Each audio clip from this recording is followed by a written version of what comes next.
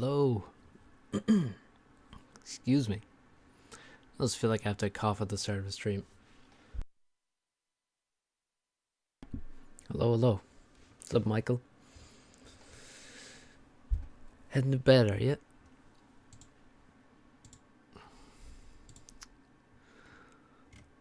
How is everyone? Hope you're doing well.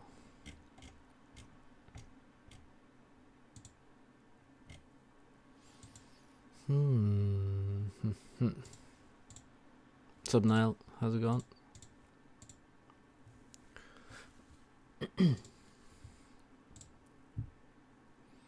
Let's do some chess puzzles for a tiny amount of time.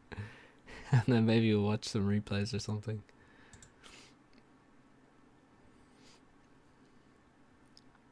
So I heard Farm's Twitch channel got banned. Sub GeoFat, welcome to the stream. I've seen a comment or two from you, I think, on the channel.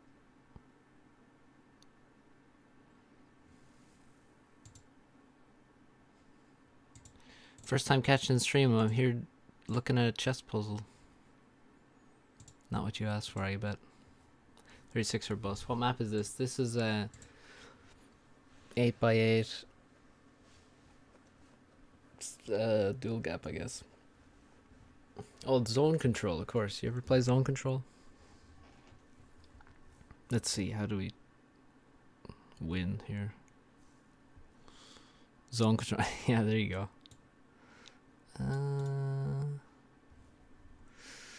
How do we win? Go here? I mean, well, he has no threat, does he? Really? Fire's banned from Twitch? Yeah, I think so. First bomber. I mean, what can he do?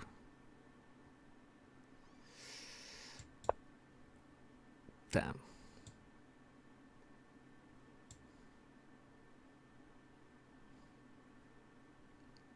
We give a check. Takes. Queen.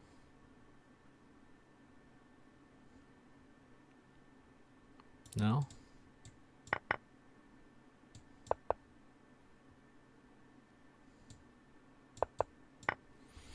Damn. We tried. 2008. Not a good year. Not a good year at all. Alright, we'll skip the puzzles soon, okay? Because I'm sure people aren't here to watch this, but... Yeah, I think Farms got banned for his name.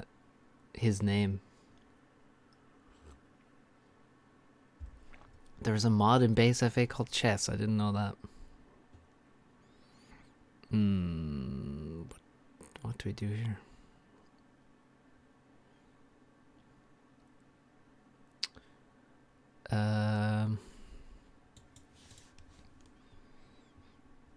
What the hell? Well, if we take,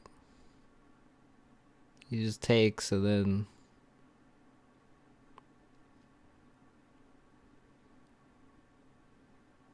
but yeah, he has to take, and then take king. Where does his king go? King. I don't see how we win there.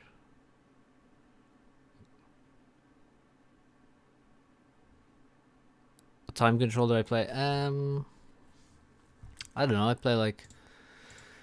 I started to play a bit more rapid.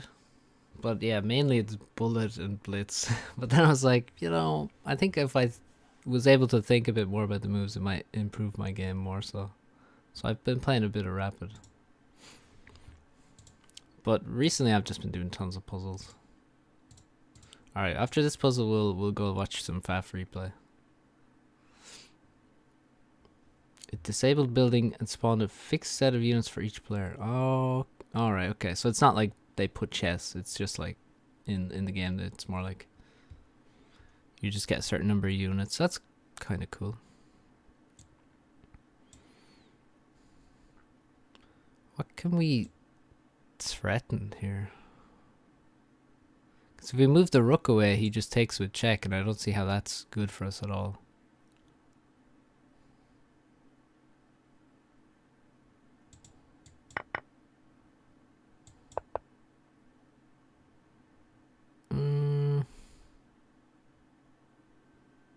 Micro Simulator 2007. Yeah. Okay.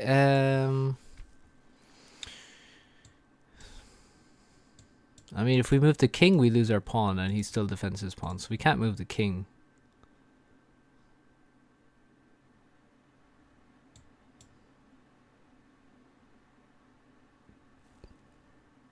Looks like Zugzwang, yeah. It does, because if he moves, he has the same issue. You know? So he can't move here. So, how do we Zugzwang? If we go...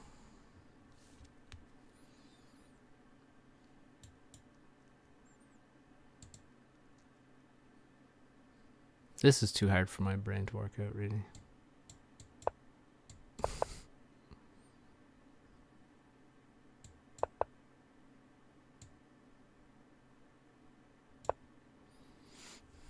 Okay, well. We tried. Right, what should we watch? Is there any games really to watch? We watched the Wreck versus Swackle before. G5. D-Mackie was correct. So if he goes here, then yeah, he's fucked. Yeah. G5 was the way. Okay, let's watch a couple of games. Maybe watch some of our own games. You never know. Played a few the other day against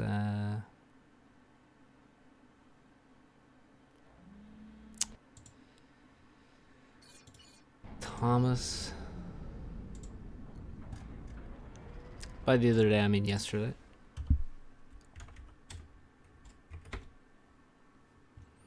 They weren't all that great. They were alright. I mean, decent. Thomas Hyde Ladder Warrior has entered the chat. Should try to get the solution before moving. I agree with you. That's correct.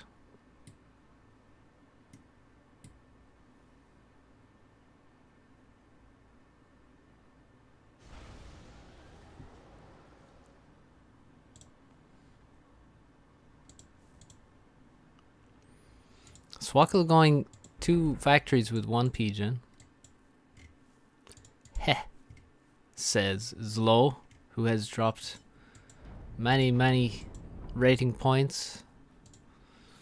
He's on a bit of a downturn, but which is weird because he played quite well at times in relatively recent tournaments, so I don't know. He'll be back to 2K pretty quick, I'd say. Not sure why his rating is dropping at the moment.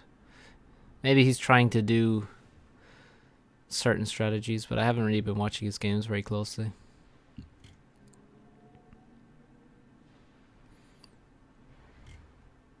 Couple labs. He's not going for the quick 2 factories. Swackle with 2 land factories. With 1 PGen. Is he actually getting enough tree reclaim? Because it doesn't look like he's getting much. I feel like his ACU needs to step in and start. He wants to build a mechs. You have it a love. Get the trees, my dude. Trees, please. Why are you walking past this free energy?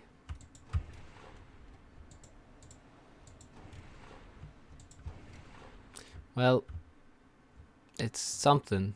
It's some kind of build, I guess. Zlow's overflowing power already. Has the opposite issue. So is there another tournament going on? Didn't one just finish? No, there's no other tournament. No big tournament going on at the moment. I don't know when the next... I think there will be a show match. Potentially multiple show matches soon. In terms of... Let's see, what's this actually? There's some kind of AI tournament, which is kind of cool. There's a mapping tournament. There is... I don't see any other tournament coming up. So he's losing all this rating because he's playing Aeon. Is that correct, Thomas? Is he playing Aeon only?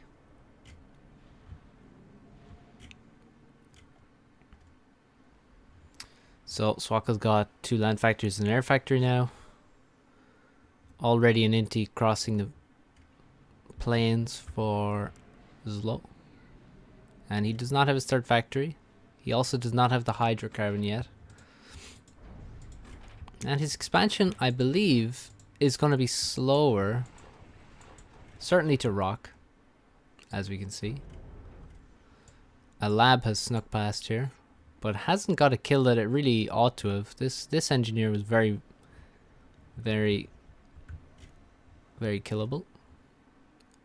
Zlo now is into chasing the scout all the way back to the home base, and this is why he's trying to chase the scout, because he doesn't want the transport to get spotted. He's gone for a very quick transport.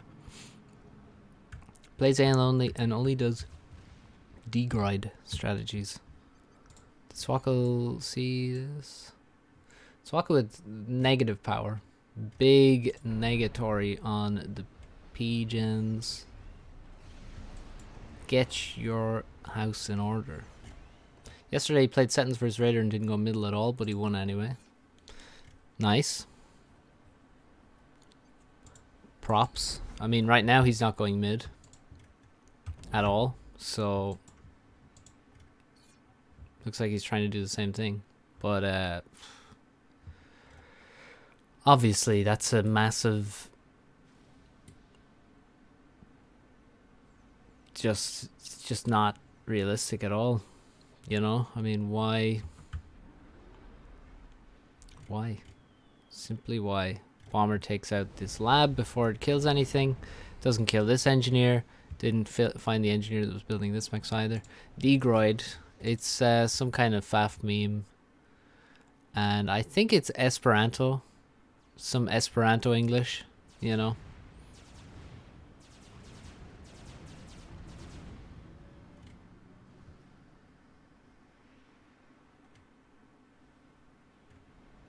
He has some interesting phrases that he's used that have become memes, and I believe degroid is one of them.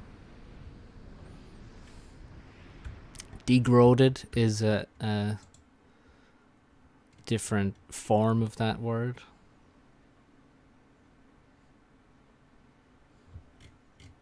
I think it's something akin to degenerate.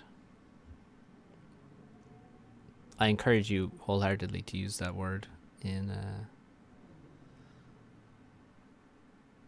your casual conversations with friends and acquaintances.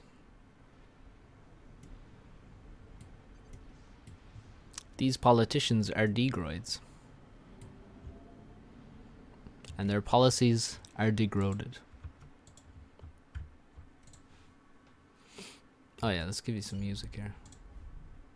So yeah, Swaka's slightly ahead there, just slightly, for some reason. Wonder why he might be ahead. Bomber from Swaka attacks the rock position and attacks a mechs. Engineer is really the target you want to hit, but he doesn't. Maybe he will now. Looks like he's on the path to enlightenment. Burn. And another engineer is available, but Swaka deigns to let him live, and instead is going to camp the island for what is probably the inevitable engineer drop there at some point, and every single Inti is chasing that one bomber. Not something you really want to do on Settings, because these Intis will run out of fuel very quickly. So this one, you can see one of them there is almost out of fuel. And yes, Swakkel still has total control of all the middle, and Zlo only walks forward now. He has virtually no units because he's gone T2 land, is making T2 Beacon right now, and is making a support factory, and one factory, two factories are making tanks at the moment. He has stolen this island over here.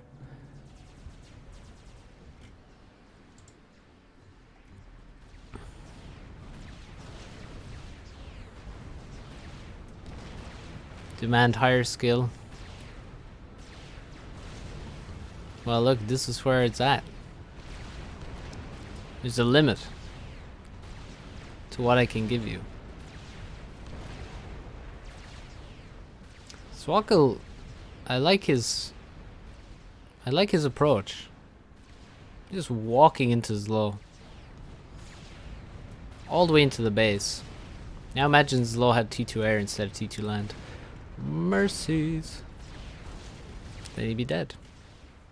Fortunately, he is not what's happened. Little Aurora raid to the beach. Some Aurora and a land, little land proxy by one engineer. And Swakkel is not deterred whatsoever. It's 3-2 on bombers overhead now, but there is a single anti-air, which will do its best to take them out. More bombers being constructed. T2 PD. Yes. That's pretty good. And the anti-air is dead now. So bombers will do a bit better. Another anti-air arrives. Has 3 kills at this point. 154 mass killed. And Swakkel, this is his cue to retreat. He's now killing the air. He's winning air control with his land units. Overcharges 2 inties there. And gets one final shot off as the interceptor was going into the sky. And now that air is lost, the bombers will die.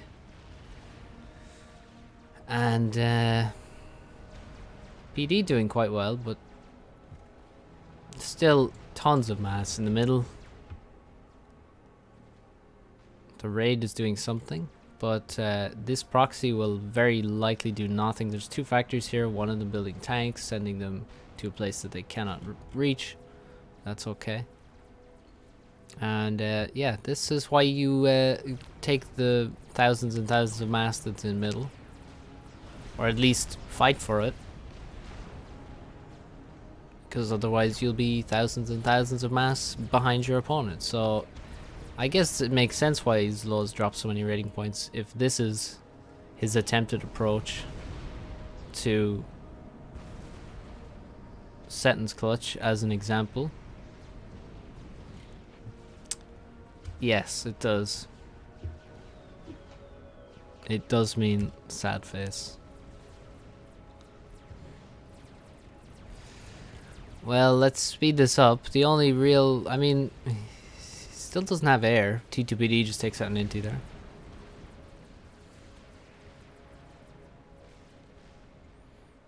I think a lot of different regions have their own faces in chat. The Russian one is simply parenthesis in either direction. So that's sad face. The other direction is smile. But usually some kind of shit-eating grin smile, in my opinion. It's quite a good one to use. Swakkel could probably make an upgrade. That will be good. He needs T2 land, and he has T2 land. Flapjack's going forward. He has quite a few units. Now PDs are going up. And yeah, Swakkel should focus on, you know, getting T2 land, T2 air, get all the options going. He's ecoing quite well. He still has a lot of mass left. Like, why does he just can't spend his mass, which is quite disappointing. Navy on both sides is good. You don't really need this much naval production, in my opinion, generally on Settons. Sometimes you do, but you shouldn't immediately go for that. If you need it, you need it. But at this point, Zlo has no production whatsoever, so don't build so many units there, or so many factories. Was it Maximilian? How's it going? That unit waste is low. Yeah, he seems to constantly be... Yeah, look at this. He's just suiciding a lot of units in, rallying them directly into... Yeah, he's still doing it. Jesus Christ, this is insane. Yeah, as low as... Yeah. Why is this happening exactly? Imagine he could have nearly 10 more blazes here. He already has a lot of blazes. Seems like a few shields would be good. If he had a few shields and then quickly made the gun, maybe he could just run in and get the kill on the ACU. But without T2 air to snipe if the ACU gets the water, it's tricky. What's up, Sir Lightable?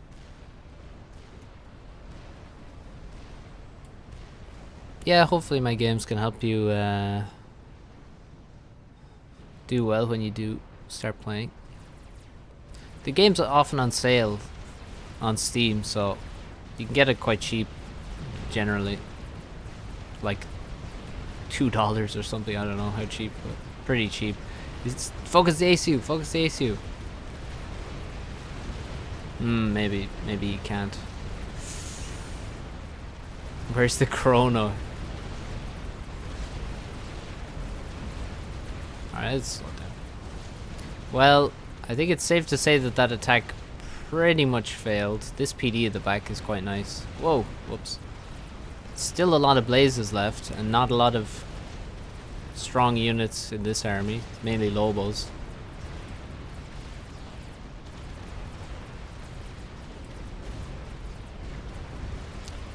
Thing about Lobos is they don't die to one bomb from an Aeon bomber, because they have 205 HP.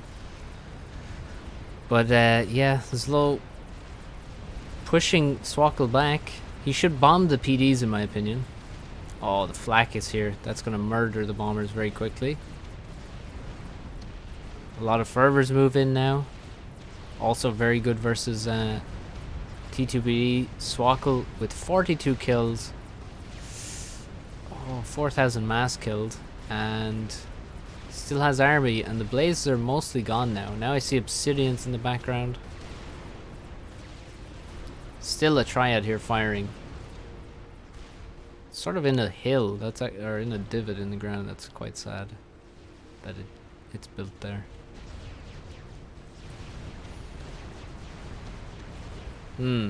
Elsewhere on the map you can see way too much navy for Swackle.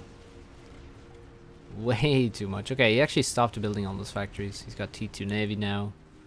There's no defenses against cruiser fire.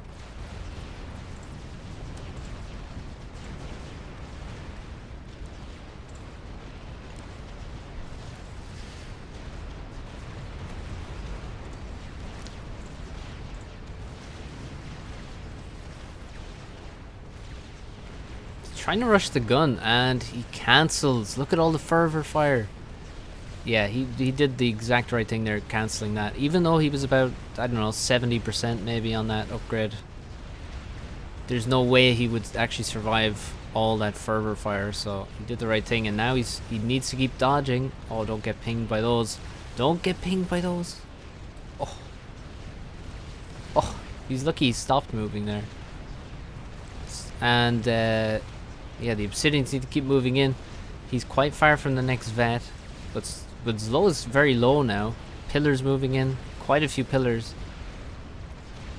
Oh god, is this going to be a draw, or is this going to be a win for Swackle?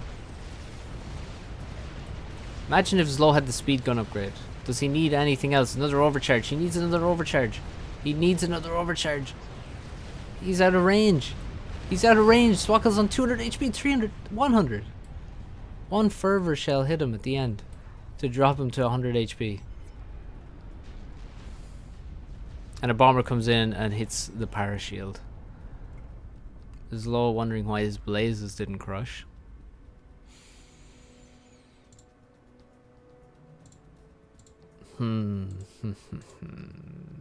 His blazes didn't crush because they're blazes, I would say. That's probably number one. Number 2, no AC upgrade at all. Number 3, no fervors when the blazes were in there doing a lot of the blazes were doing shit.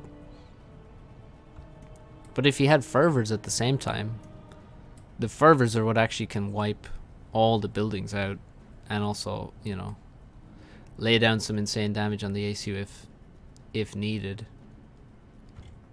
Swakkel, you gotta say, should not have been where he was with no upgrades. It's way too close to your opponent.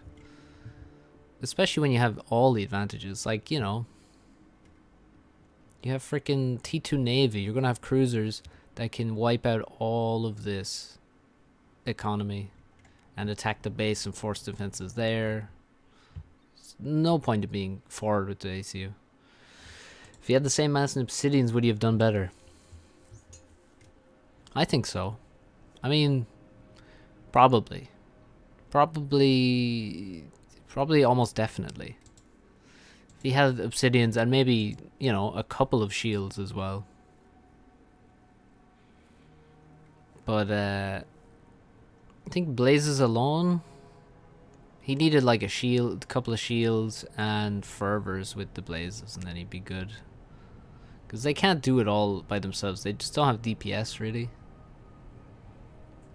They don't have very high DPS. Happened to his low rating. Well, he's just trying some weird stuff on ladder, I guess. That's kind of the main thing, I'd say. Welcome, Fluff. I think Blazes are good as well.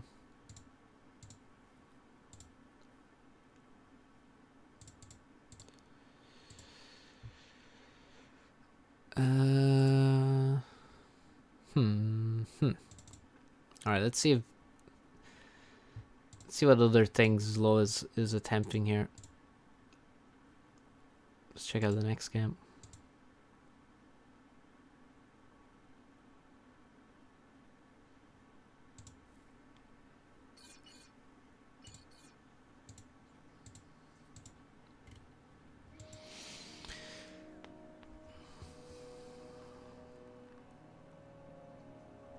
Blades have more DPS than Pillar and like 1 HP per mass less. More range and speed.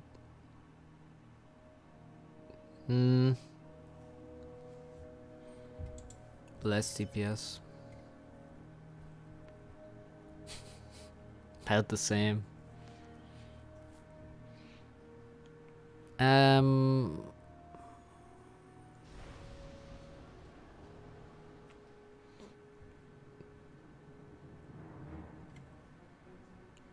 I think whatever the Blaze DPS is, it's kind of, their fire cycle is not good.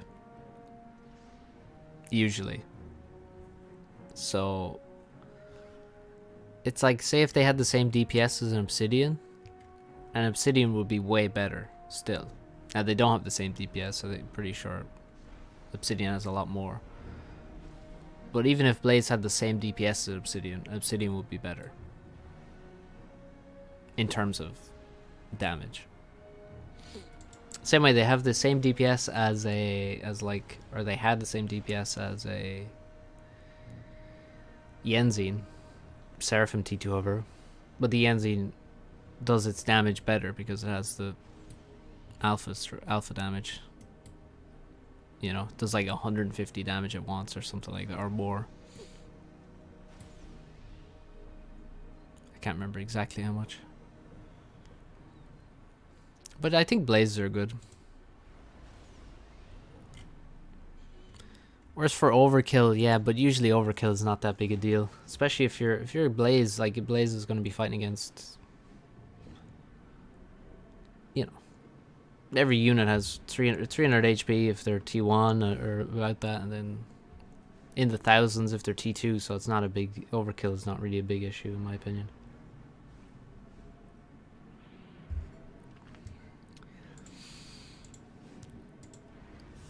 Like the old Harb better for that reason also. Well, the old Harb had like 300 damage per shot, I think. So it was sick against T1. I mean, it was sick against everything, really. Now it has 150 per shot. So it's still very effectively 2 shots, T1 units. But yeah, the old Harb was disgustingly good. You know, like pre, I don't know when, 2017 Harb. Filthy robot. Alright, let's see. What's the load doing? I don't see anything weird here so far. What I do see is weird from Swackle is that he stopped building P-gens after... He built 9 P-gens, that's all. So, I don't think Swackle's build is good here at all, to be honest. Zlo may be able to catch the transport, but it's going to be kind of luck based whether he catches it. It's gone in this direction. I'm really surprised he doesn't have a transport yet. Also, there is a scout that was here in the base that Swackle had. Wait, did it get shot by the ACU? Yes, it did.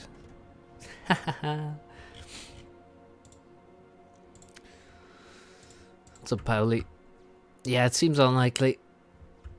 Seems unlikely. But yeah, you can see Swackle now. Swackle way behind on power. He didn't build P-gens after the air factory and things, and then dropped all of his engineers away. And now he's got, like, this is gonna be painful, especially if he builds like this, where the engineers are gonna have to move as they build. So it's better to build like here and here. See, if you grab these guys, repair this, and then go blip, blip, then they don't have to move. Why are all T3 units nerfed? Well, at a certain point, I mean, say all through 2016, it was all about, for example, Lawyer Rush. Lawyer Rush completely took over. And there were so many games where, and a lot of maps, say for example Certus Major, where rushing T3, there were so many games where the game would end where you rush T3 and you drop a brick or 2 bricks in the enemy core base, and then the game's over. Because there's no way to stop it in terms of, like, I mean, it's extremely difficult to stop the T2 transport because it's as fast as Inties and things like this. So T3 units were just extremely powerful, and rushing T3, especially as Aeon, was, I mean, almost mandatory. Like, for example, there was a game on Open Palms between Petric and Blackheart where Petric was absolutely completely dominant, way ahead, but while he was getting ahead, Blackheart was rushing Harbs, and then once he got the Harbs, he was able to actually win the game. He managed to kill everything outside of Petric's core base, retake his half of the map, and ultimately win the game. And it's when certain units are too powerful, it actually limits the options within the game.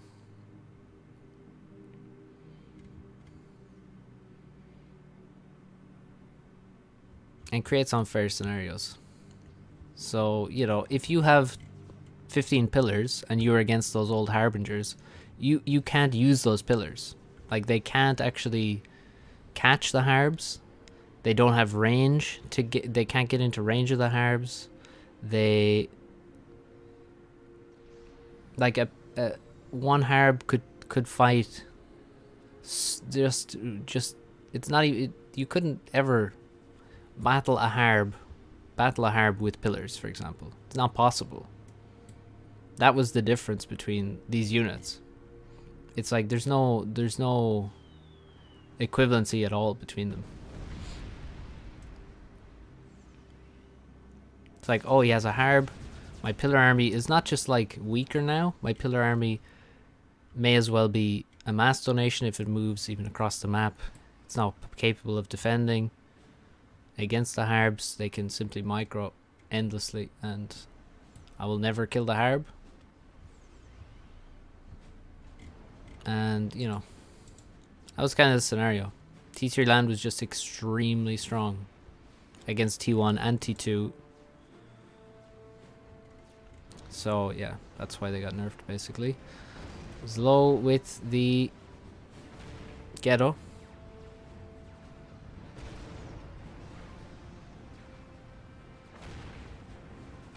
No, it's not still normal to ignore A on T2.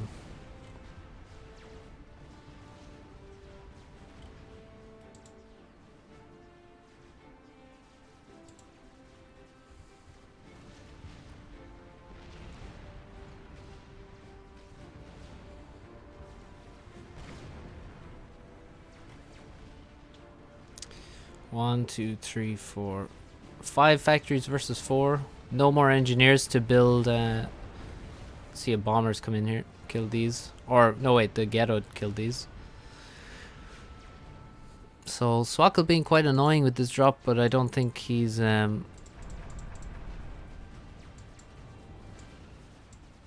don't think he's going to be more than annoying. He's certainly not going to take this island, or he shouldn't be able to.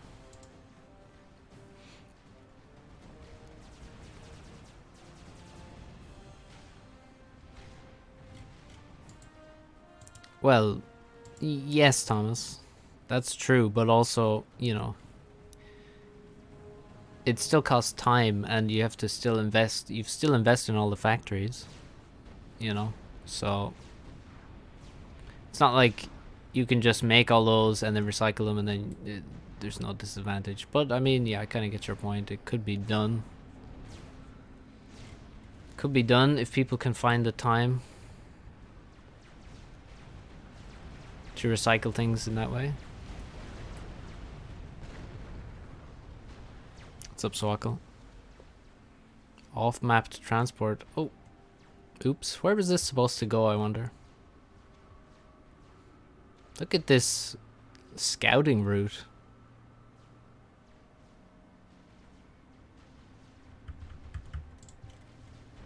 What's up, Servet?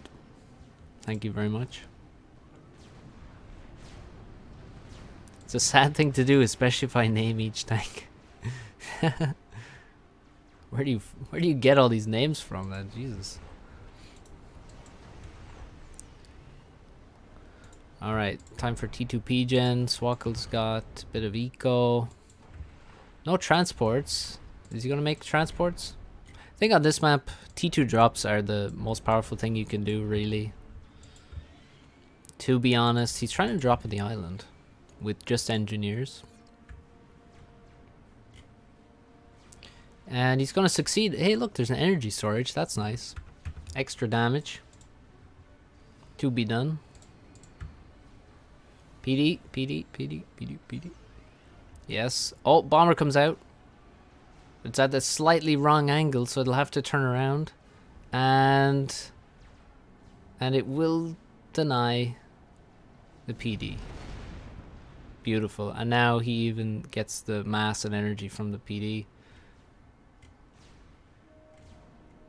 Haha. Can we see the... Oh.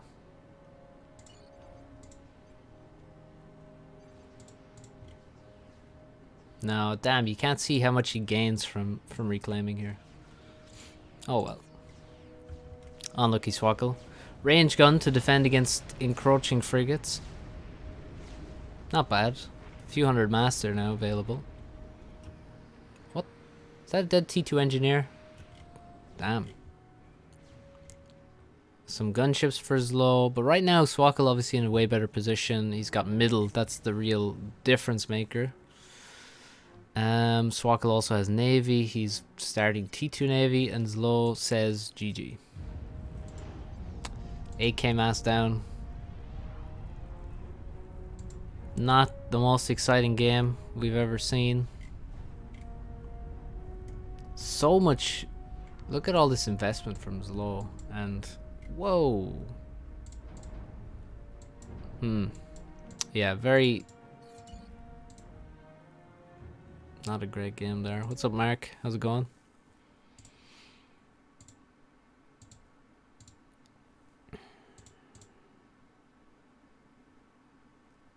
The drop. Did I miss a drop? An important drop?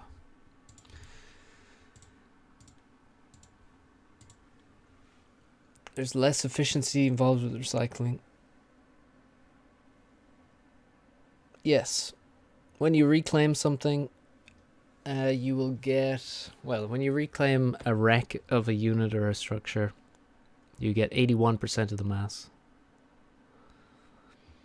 How am I doing? I'm doing well. I'm doing well. Guys, if you like the stream, then press the like button. Thank you.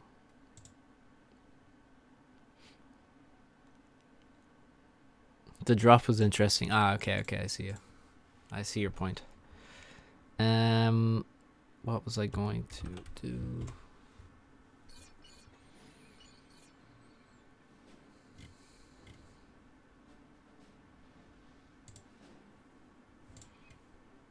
Okay, let me switch the scene. Always have massive mass overflow on this map. Well, what that means is you need way more factories, and you need a lot more energy as well. Simple as. Easier said than done. Perhaps. Okay, so now we got two completely different players here. We got Shen up top, and he's playing against Suzuki. More known for his team gameplay, far more known for his dual gap exploits. Well, I don't mean exploits as in breaking the game. I mean simply the things he's done on dual gap, namely reaching 3,000 global rating, which is quite a feat.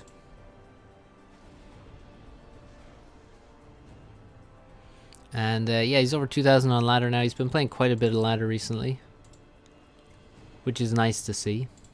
Another top player entering the ranks. You're a gapper? I'm sorry to hear that. Maybe make a dedicated build power factory. Yes, definitely do that on maps like Surrey Glaciers. For sure. He'll abuse at me. 3,000 playing dual gap. Yeah, that is a grind.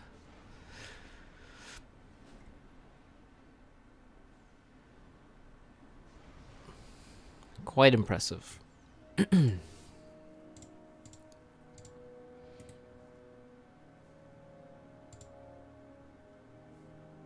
Okay, let me see something here. What's my ETA for Suzuki hitting 2200? I have no idea. I don't know if he will or not, to be honest. So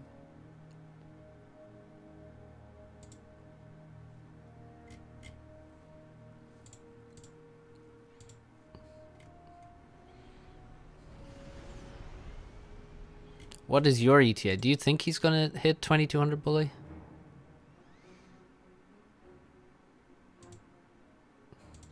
Thanks, Breakout. Yeah, we're streaming quite a lot now. Give it a go. Must have been getting fuck all ELO from those games. No, well, you see, it was optimal balance. So I think he was getting a normal amount from each of those games. What did I say? Well, do you think he's gonna hit 2200?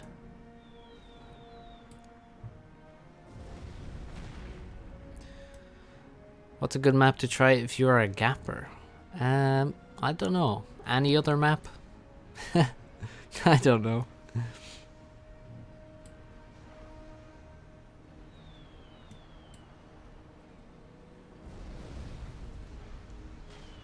Why did the bomber bomb a... Oh, look at how quickly he got a second bomb off there. Holy shit, that was nice.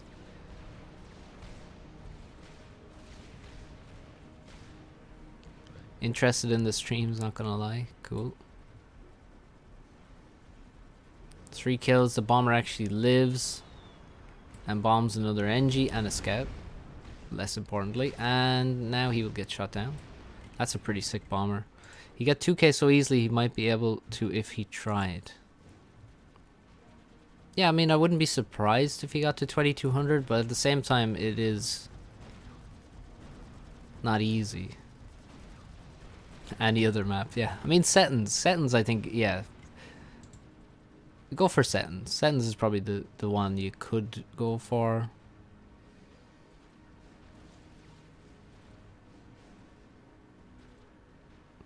This bomber is not going to have so much luck. Well, it'll take... Oh, it stops directly over the anti-air, so it might just die before it gets away. Nope.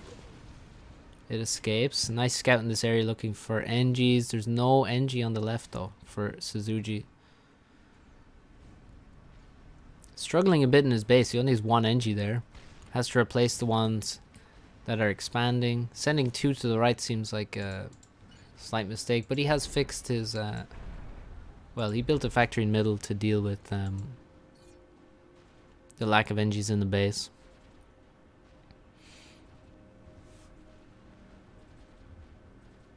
This is a nice place to send a tank, just because it's you can hide stuff back here, and if you're found, then you still have to look at how many tanks and stuff are sent back here to kill that one tank. So it's a good place to actually hide tanks. If you get past here, you can go back here, hide here, and then later on in the game you send an air scout over and then come out at the right time. It's a nice little alley. This looks like it could be some kind of campaign map where you spawn out here or something.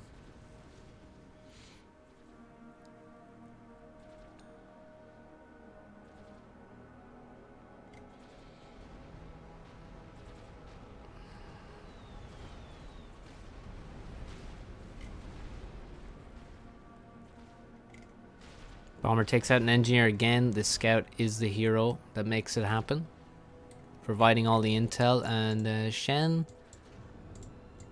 has a lot more experience in 1v1. 26 tanks, 29 tanks for Suzuki. Still refusing to build air. Oh no, never mind. He's halfway through an air factory now, so I think that's good.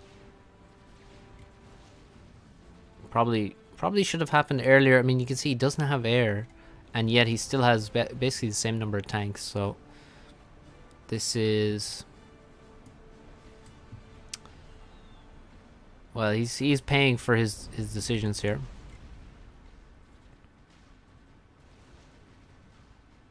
Bombers are doing quite well. But now, yeah, Shen needs to be careful here. Time to start retreating because Suzuki is looking to get some damage in. Our reinforcements coming for Shen. And the bombers now sent in a slight panic mode back towards the ACU, I believe. But yeah, there's just bombers everywhere. They are eventually dying to anti-air in this army. There's multiple anti-airs firing. There goes the bomber. Bomber over here just kills 3 NGs. But yeah, this is the core point in this map very often. Generally, you're aiming to deny this, and Shen has been successful there. But on the other hand, Shen losing a lot of mid, so he's losing this. He's lost both of these mexes. They need to be replaced very quickly because that's an advantage that Suzuki has, and Suzuki is up on total mass. He has 6 land factories and now an air factory in the base versus the same. Energy storage for Shen. No energy storage at the moment for Suzuki. Both players now investing in power because, well, although they're mass in terms of generated mass not increasing, there is increasingly more reclaim on the map. Over 2,000 at the moment.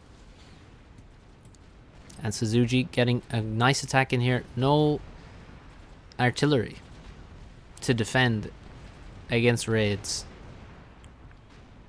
No artillery? No PD to defend against raids. And no artillery in here to actually kill a PD if there was one. So definitely not great to not have a PD there. But this looks like a strong position for Shen. Suzuki in trouble, lower in HP, lacking unit support. Here's his army, just moved out of position. Shen with more units in the area, raiding here. And Suzuki takes cover behind this hill.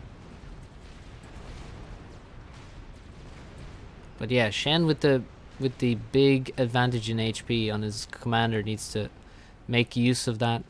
And Shen, it looks like he's in the superior position at the moment after that last engagement. The only problem is really, this is a big problem. But it looks like Suzuki's going to lose this position. He's too slow building this PD. I think he's a bit late. These tanks are going to arrive before it goes up, even though there's 2 engineers. Bombers maybe not used in the most effective manner. Suzuki has enough anti-air around to stop them. Now he's going to fly over 3 at once. That's not going to do you much good.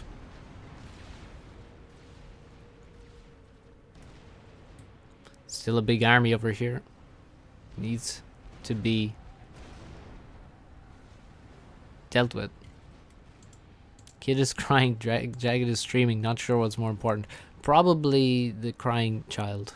I would imagine.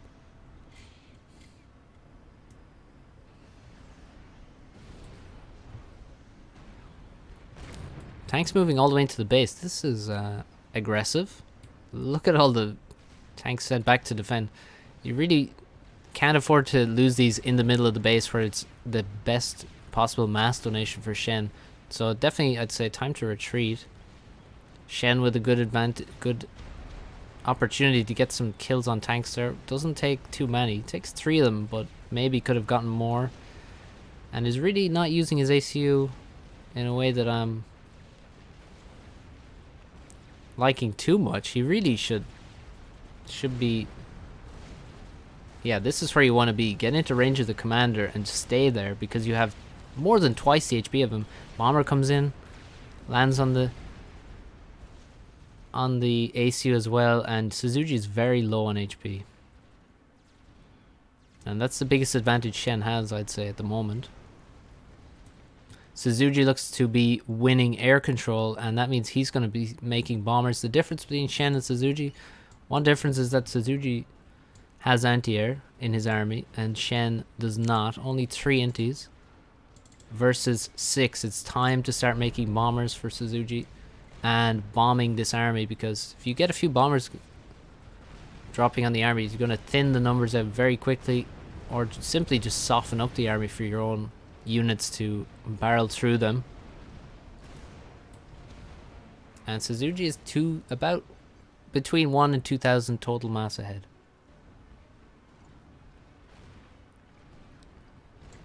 Convert kid to mass. What the fuck? Suzuki now begins making the gun. You can see the advantage of having an energy storage here when you're making an AC upgrade. Because the gun costs about 24,000 power. So if you have an extra 5,000 in your bank to work with, makes it a lot easier to get the gun a lot faster. You see, he would have been stalling a long time ago without any energy storage. And also you want energy storage anyway, just for increased damage from your commander. So yeah, the gun gonna be rushed up. He should probably pause his whole base. He pauses the air factory at least. Might be worth pausing everything. And the gun is done. Now, Shen should know that the gun is done, having just bombed the engineers that were assisting the commander there. And given the fact that he is in retreating almost back to his main base, tells me that he is aware that there's a gun commander walking towards him. Now this is a very tricky point to be at because, well, for one, these engineers, in my opinion, need to be heading in this direction to meet the commander so that he has a chance to make the gun upgrade as quickly as possible. Because ultimately there's no way to win this game without really either surrounding and killing the gun comm soon, or retreating and lasting long enough to get his own gun upgrade as fast as possible. Now he's caught in range of the gun comm. 200 damage per shot from the UAF gun ACU instead of 100, and significantly more range. And he's going for the kill here. He's going for the surround, but is he going to be successful? Suzuki is still attacking the commander and not attacking units. He's allowed the enemy commander with less range to get in range of him, and this looks quite dangerous for Suzuki. But now, well, Shen is now out of range of Suzuki's commander. Perhaps he can get back into range. That's really what he needs. He needs to get into range and keep overcharging this comm. Suzuki running out of units here. Everywhere, in fact, he's running out of units. No units on the left. These units are out of position, by the way. Way too many units on the left side when he needs them on the front. Look at how many dead units there are. So much reclaim on screen and on the map. Up to 9,200 reclaim. And a lot of raiding for both players. Both players missing a huge amount of mexes. Suzuki the one perhaps missing less. That's selection deprioritizer. It's a certain kind of mod. A UI mod that you can get in the vault.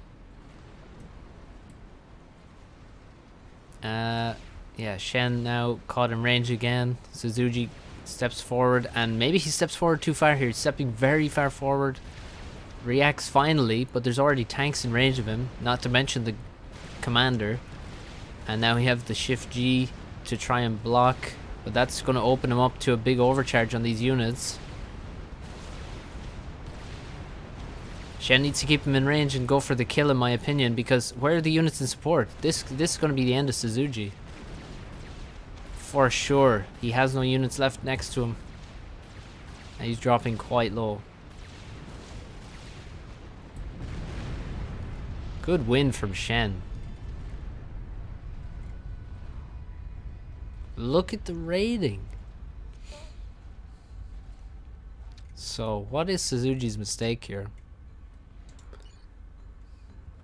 That's the real question. I think the one mistake certainly is way too much air when he switched into air production. He made loads of inties, but where are the bombers? I didn't really see many or any bombers from him. Maybe he did invest in a few more P-gens than Shen did. 3 to be precise.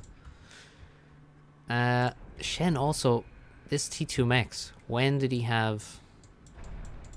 How long has he had that T2 Mex, I wonder? Probably not that long. The ACU movement, yeah, his ACU micro wasn't great, but really the issue I think was he had a lot less units by the time he was starting to use the gun commander. He seemed to have quite a few less units than Shen, and Shen used them to raid everywhere. All right. I always click on this one. That's not it.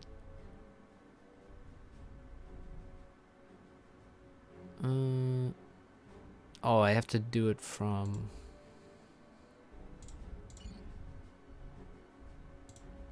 From a game I'm actually playing, I think. To show you my UI mods. So I'll show them. Unit micro. Yeah. Yeah, there were some mistakes there. Stalled mass, yeah. Certainly stalled decently heavily from the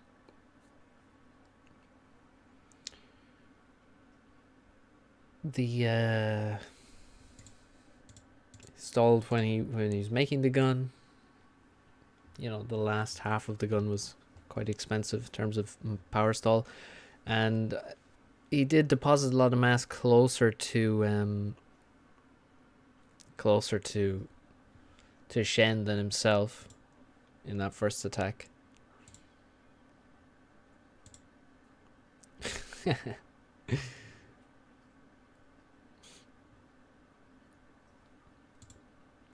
All right, next game. Should we watch?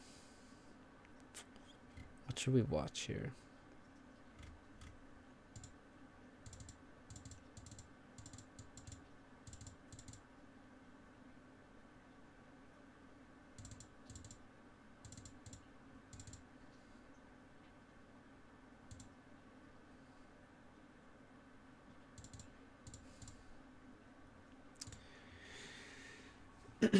Not too many 2K ladder games now in the vault. Voodoo and Spaceman. Alright, let's watch this. Voodoo and Spaceman. Or just Space at this point.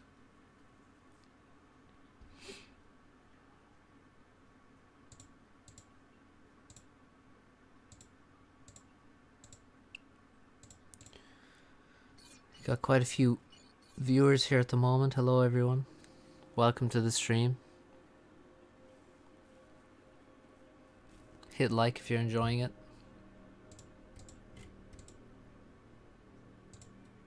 Okay, Voodoo. Former #1 player. Back in the day. Spaceman. Former competitor to me back at 1600, back in 2015 or something. And now approaching 2K. I think he got over 2K recently. What's up? Golbez, welcome.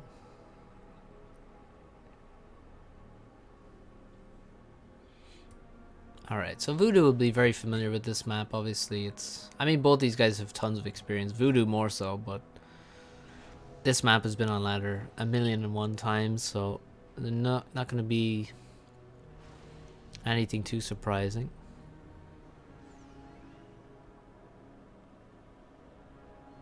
For either of them. So, let's see. I'm very interested to know, like, how... I never feel like I have a good build on this map. So, yeah, this is not good from Spaceman. Bit of a stall there. Let's see Voodoo's build. I mean, the normal stuff is, you know, you can skip building mexes. Although I've tried not to do that, and you do get a lot more mass that way. There's a lot of reclaim. It seems like generally 3 engineers expand on this island. Voodoo looks to be going for just 2 expanding on this island, which might be a better approach because you really do... I find myself with too much mass. So I think he built the mexes with the ACU and then expands with only 2 engineers. So that kind of... they kind of counterbalance each other. Those decisions. And he's only made 8 pigeons, which is too few. How frequently does the map pool change? I think every month it gets adjusted. Not wholesale changed, but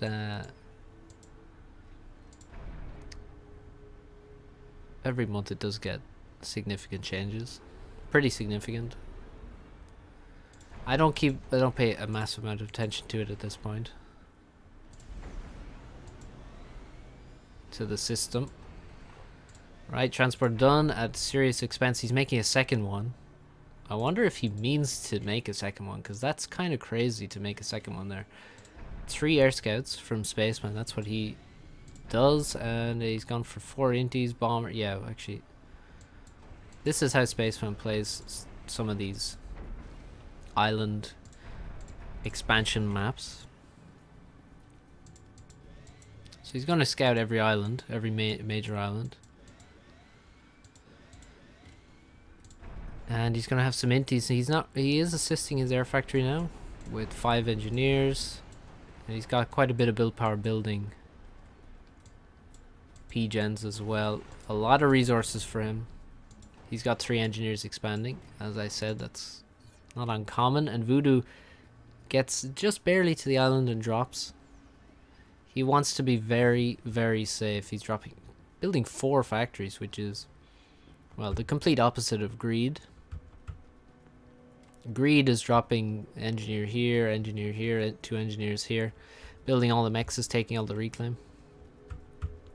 This is the complete opposite.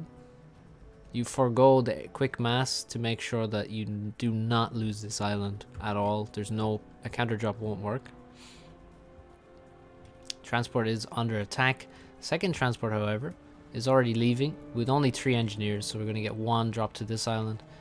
2 to here. Once again, Voodoo looking for the secret spots where you will not be found, and he wants to try and win both islands like this.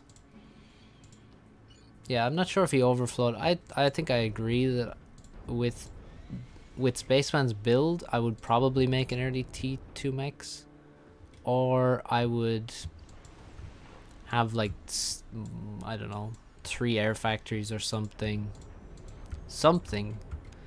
to account for delaying the transport for so long, really. And yeah, he actually did overflow there. So yeah, Voodoo can't, well, he could actually place a factory behind him. That would be good, but his real issue now is power. Just very far behind on power. It's expensive to build 4 factories like this. 4 factories, as you can see, 8,400 power. That's a lot of power. If he had built 2 factories, he'd be in a better position economically. Bomber comes in, kills the engineers here, and that's about it. Now he can just build with this number of tanks. You can see he's sending them all around to make sure there's no hidden factories here. He should just start building engineers, probably out of 3 of them for a while, and expand as quickly as possible. Grab all the reclaim. There's a lot of mass to take. Spaceman drops to the middle and now has 2 transports dropping the left. That's kind of nice. So he's got 3 engineers here. Back here they're going to expand and build factories. Engineers at the front also. A radar would be nice. And yeah, Spaceman again is also being very, well, he knows that there's a drop here, so actually that's why he's investing in so many factories. While these guys will get the mass that he needs, because he is going to stall. Because he's trying to build stuff in all places. Building mexes with 3 engineers at a time, I would not advise. This is the reason. They build the mexes too fast. So I would not advise building 3 mexes with 3 engineers at once. He will get all these mexes slower than if he split the engineers and built mexes separately. T2 mechs for Spaceman as well, by the way. Not in the best position because this is vulnerable to frigate raid. What happened? Does Lu Jun still play? Extremely rarely, I would say. But he does come back and play a game every, you know, maybe once a year he comes back and plays a game or 2. He played in a tournament, maybe a qualifier tournament, earlier on in the year. Can't remember what qualifier it was for though. Maybe it was the Spring Invitational qualifier, but I'm not totally sure. Looks like a bit of balance has been restored slightly to the economy. PD on this island. T2 mechs is being upgraded. And yeah, but really not much going on here. 3 factories. A lot of anti-air being built, which is, yeah, has now been adjusted. But yeah, this PD needs to go up. And it doesn't look like it will. The engineers are going down. And Spaceman will be able to take his island, dropping some tanks from this island. Interesting. As a frigate arrives to raid, so Voodoo with 3 going on 4 naval factories. Spaceman already has 4, almost a 5th as well. And Spaceman will probably go T2 air with this factory, I imagine. This one. T2 air, almost mandatory on this map. Closest thing to mandatory we have, I'd say.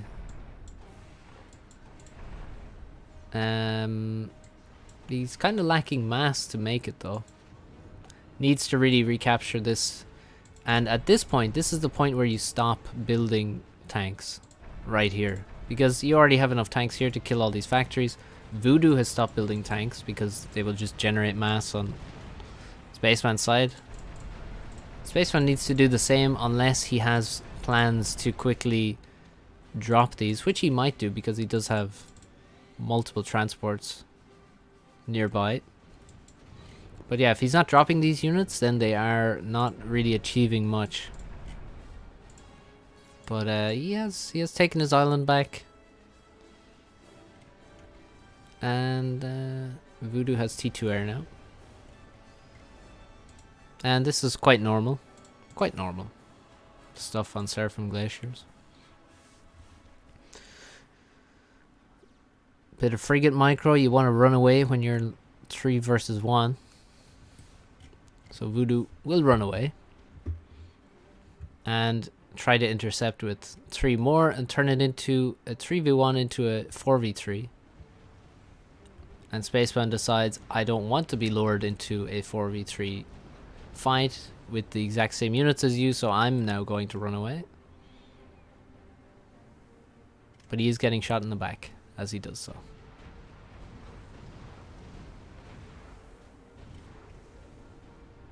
Bit of a skirmish and Voodoo's getting the better of it. UAF frigate can't fire backwards, same as the Cybern frigate. So, I mean, you can see it can't fire directly backwards, is what I mean. It can fire most of the way backwards though. So a bit of a win there for Voodoo, and T1 drop from Spaceman onto Voodoo's island. Immediately kills a Mex. But there's already some units here looking to deny this, but a lot of them can't actually shoot back, namely these anti-air. And the artillery are not going to do too much either. The anti-air are doing a good job tanking damage though, while the tanks actually do the damage in the other direction. And the drop doesn't achieve too much. The LOTS sub tournament last year. Okay. That's what it was. Longer ago than I remember. Yeah, him and Keyser played that. I think Keyser was the top sub. He won that tournament, but nobody actually subbed out of the end of year tournament, so he didn't get to play. Anti-air being bros, exactly. They're quite tanky, so they're good at that. T2 land on this island, on the main island for Spaceman. Now, overall, Spaceman doing better. He has, you can see, 2 small islands each. 1 major island, 2 major islands each, and Spaceman has middle. And it's not even raided, so Voodoo can actually kill some of these mexes, especially say this one. They can die to frigates, but they have not been killed. And Spaceman then has 8 T2 mexes in mid, which is a major advantage over Voodoo. Thing Spaceman does not have is eco. He's got 2 T2 mexes. Voodoo is ecoing, which I like on this map. 6 T2 mexes for him. And some storages as well, which add to his economy. And he's got plenty of power income as well. T2 Navy on this factory is what is the next plan. Probably after some more ecoing is completed. And we got some drops ready as well. I'm wondering, yeah, he is upgrading mexes elsewhere. This is why he still has more reclaim to get. But yeah, that's why he was stalling so much, was a lot of assistance on this T2 Mexerino. Taking the reclaim on the island. And he will make a bit more eco as well. He'll probably wait until he gets another mechs, or maybe 2 mexes, does some drops, and then T2 Navy will begin. T2 land I'm not sure about. I don't understand it exactly. Spaceman is desperately trying to catch up on T2 mexes to keep his advantage, really. If he stays equal on T2 mexes and keeps the mid island, he's obviously ahead. And this is a nice drop. 5 Lobos will kill this whole island. Now all we need is an engineer across the way to get 4 more mexes and a bit of reclaim.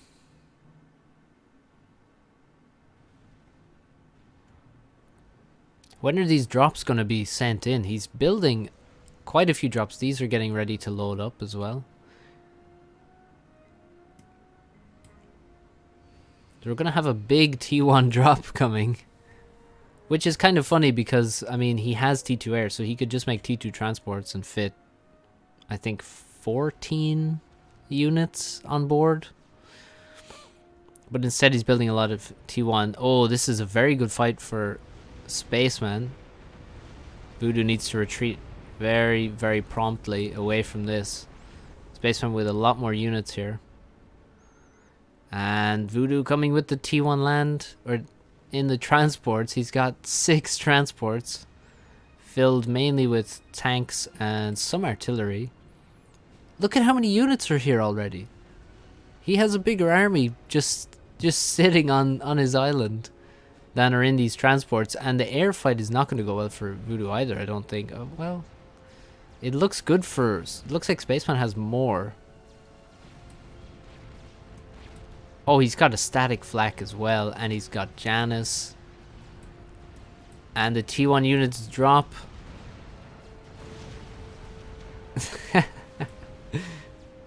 Oh my god. This is so weird. What a weird game. Air is lost for Voodoo. Can he win this fight though? Maybe he actually does have more units, but it's quite even. Oh my god, there's the T2PD. What's the range on this? He would have... He was winning the T1 land battle. Only problem was the T2 PD over here. Yeah, it doesn't look great for Voodoo now. Spaceman drops some engineers to this island to take it back. And at least there's some damage done. But, I mean, there's no room to actually do to kill this T2 mech here, because the PD is too well placed. And there's a few units to help out as well. There's maybe an overreaction in terms of PDs being built though. That's going to be costly. The Janus are under construction. And there's a drop to the mid as well. So many units in middle. 27 tanks in the middle. I do not advise building tanks on repeat on these islands. Usually it's going to be a waste of mass. Look at all these idle tanks that seem to have no prospect of doing damage in the future. It's almost ridiculous that these tanks help so much in against this drop, because you would not normally see a drop like that. And really I feel like the Janus could have cleaned it all up plus a PD with the same ease. But now all those tanks will be recycled in a certain kind of way, and this is all mass for Spaceman, and it's tricky to see where Voodoo gets back into it. He's made a T2 naval HQ over here, stalling massively, so this investment doesn't seem too great because he can't use this build power. You would run out of names for these. Yeah, I'd say so. Yeah, that's one reason not to, you know. If you're naming all your tanks, you should probably don't build so many.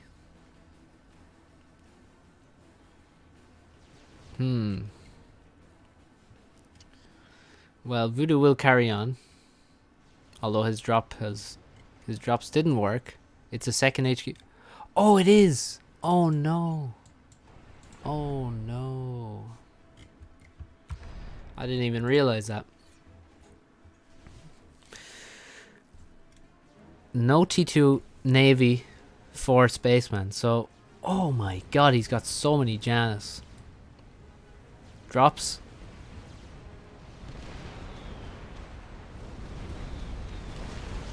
Oh my goodness. 2 tanks survive. And a bit of an air fight. This is... I mean, there's more inties for Voodoo. But there's so many Janus. And they're just murking these inties completely.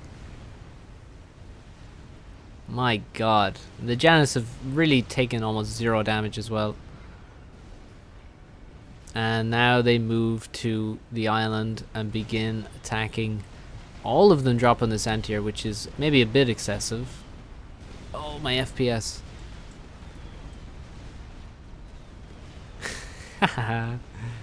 Static flak, static anti-air, a lot of mobile anti-air, which is getting plenty of damage in. We see Janus dropping out of the sky. And now he turns his attention to the P-gens, which are shielded with a beautiful, perfect adjacency. The shield goes down, and the P-gens are under attack. The Janus are dropping out of the sky.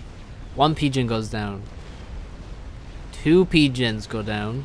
Static flak continues firing, doing a lot of damage. Torpedo bombers land inexplicably next to the flames. A 3rd P-gen dies, and a 4th P-gen dies, and there still are about 10 Janus flying overhead, and now they begin attacking their favorite target. Lines of T1 P-gens and even T2 support factory under attack. Units inside burning as they try to be constructed. Will Voodoo have any power left by the end of this? Static flak continues firing. 1900 mass killed, but more Janus are arriving from the base in reinforcement. Now attacking T1 mexes. My god. Where's the replacement power? Anywhere? Any replacement power? T2 Mex is actually tanking the damage. And the Janus seem to be running out. Never mind, there's 12 still. And they are going to defend against the torpedo bombers, which have done a lot of damage. Well, no, they haven't done that much. The destroyers, 4 destroyers now. And still no T2 Navy from Spaceman.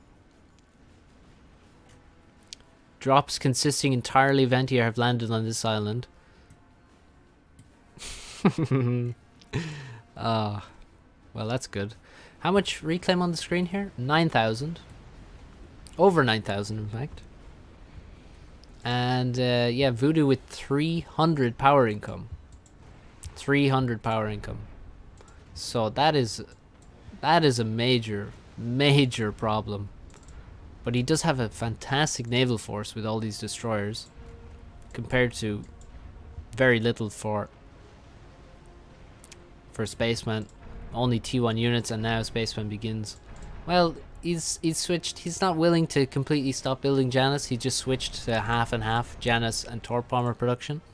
Of course, he's gonna should have air control. There's no way that Voodoo can produce any air until at least 2 of these P-gens are done.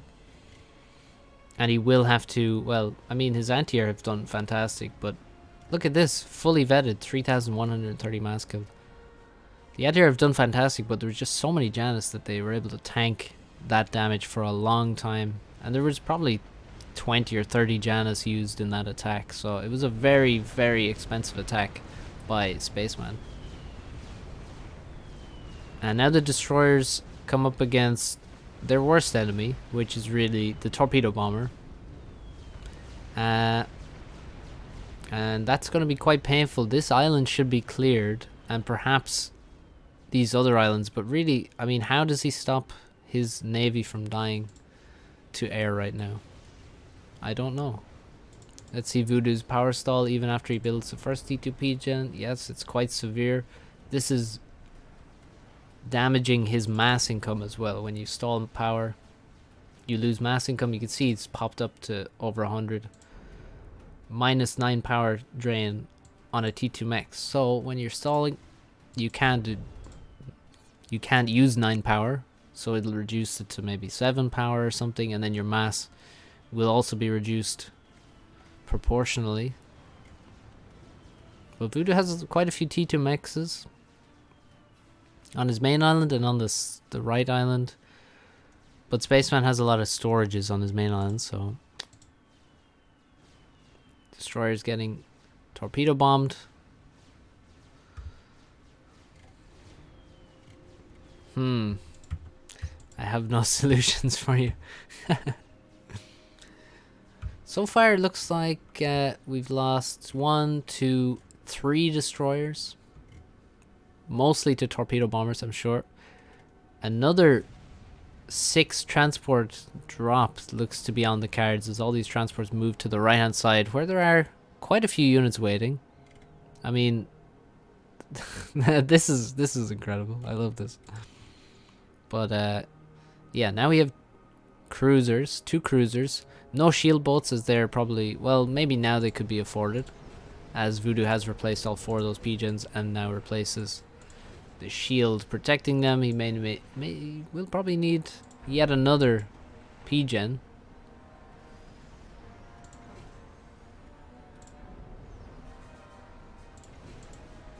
Yep. Looks like that's what he wants. He's draining a lot of power now. Has a shield boat. Can't afford to power it. Cruisers can do amazing damage on this map. I'm wondering, will we see like T3 Air maybe from Spaceman? Surely we see T2 Navy. I mean, this must be for T2, right? Because, oh my god. Okay, never mind. He's not interested in any of that. Now dropping... What? He just dropped 12 pillars onto the main island and 42 T1 tanks. And has 29 Janus here. Oh my god. Okay, how in the name of God does Voodoo stop this?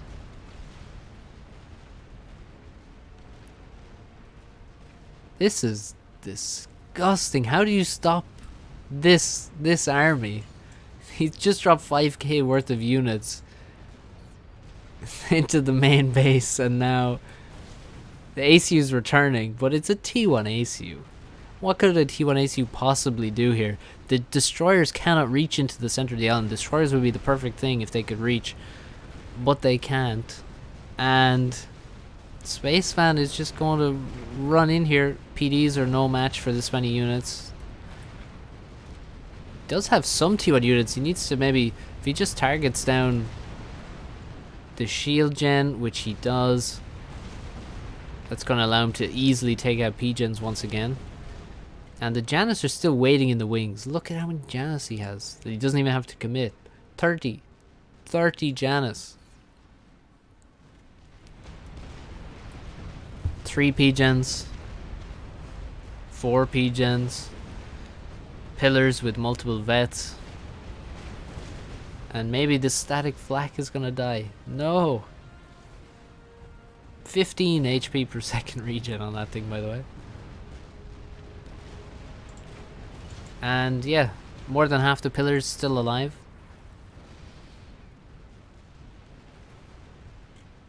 And what do you possibly do? Well, now the T2 Navy decides to move forward here. Decides that he really has to do that. And the ACU is walking to the corner, maybe? To hide?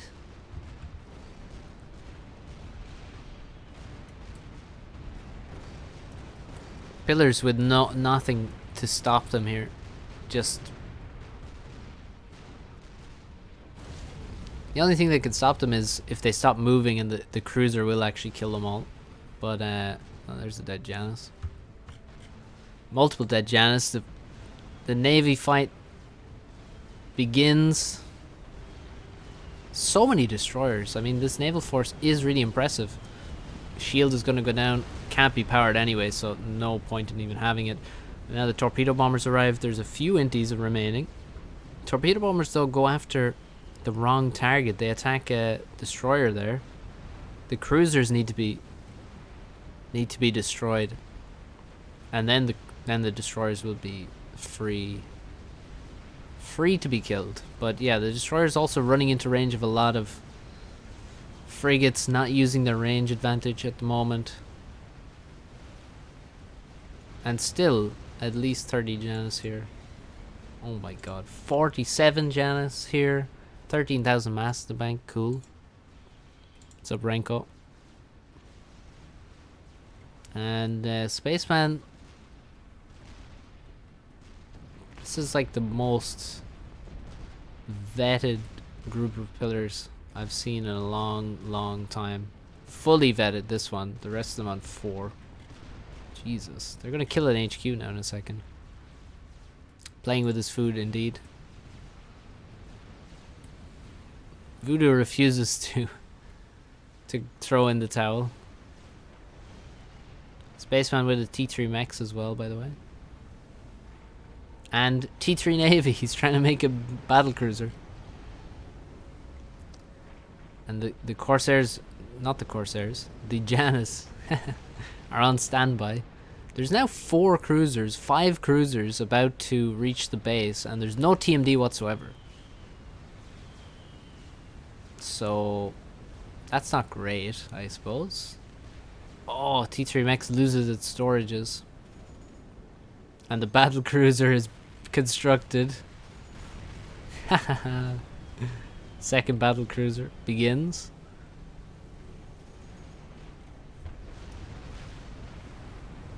Battle cruiser is fantastic versus T2 Navy and T1 Navy. Just has a lot of damage and plenty more range than T2 and T1 counterparts. The Janus are just waiting for their moment. They might wait too long and run out of fuel. Voodoo is still alive. Somehow. He's hiding. Well, this is how Voodoo's alive. Here he is. In the corner. His base does not exist anymore. He hasn't really tried to defend it. These pillars have killed everything. And yeah, his navy has died in the meantime. And is he going to just hide in the corner now? Oh god. Why you gotta do that?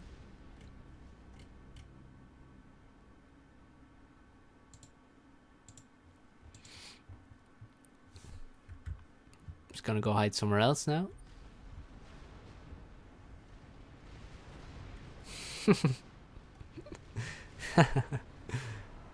Oh.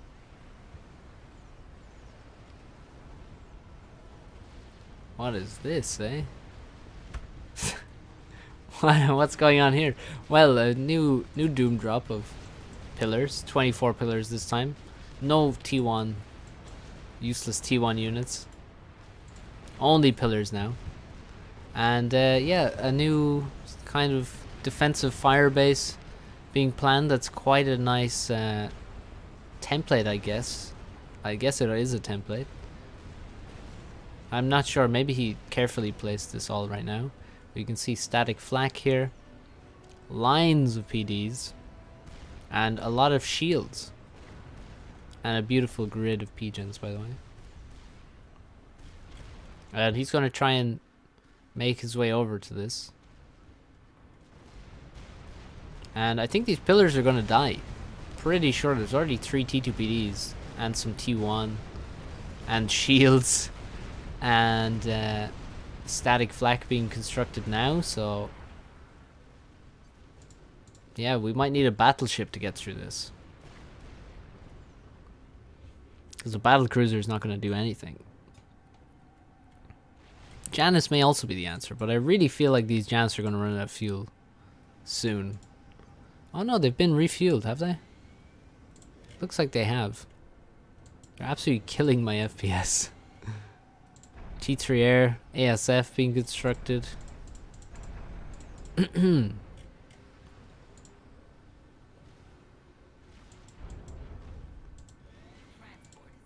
Voodoo, not yet home.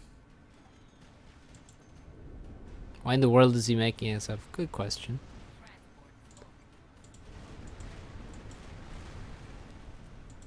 There goes the HQ. The second HQ. And the BC can hit quite a lot of stuff here. Oh, T3 mechs.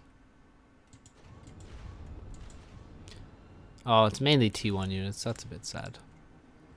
Voodoo changes his mind. Oh my god. How many Janus to crash the opponent PC? Well, it might crash your PC first, so that's the risk you take. Maybe it'll crash my PC now. Let's see.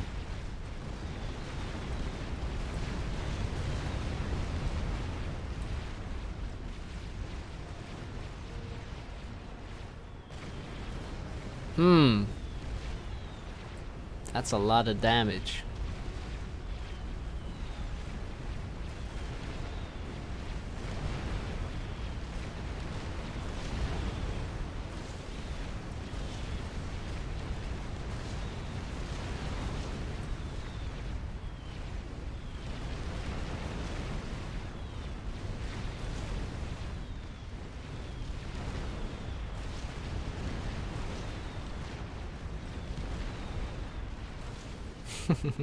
Lots of Kaiser.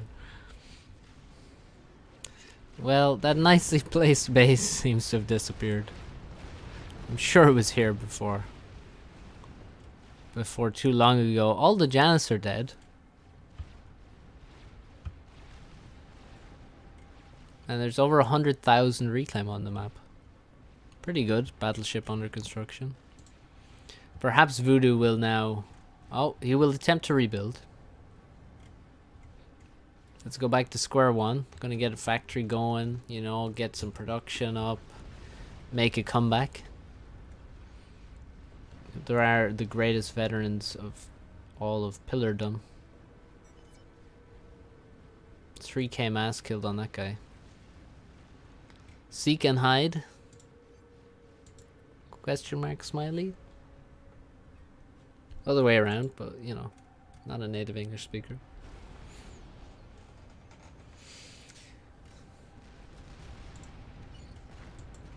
Perhaps space will find him soon.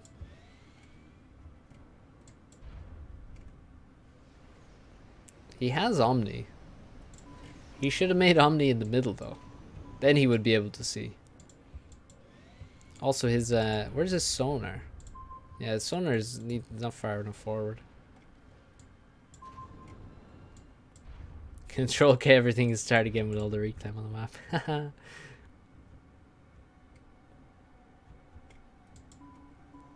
Yeah, he's making Omni in the middle now. He's making infinite scouts, but little does he know, a new base is being constructed right here. Look at Voodoo's attempt at a new dawn. Plenty of mass to work with. Now he has been spotted. And a small number of broadswords will dispatch the ACU once and for all.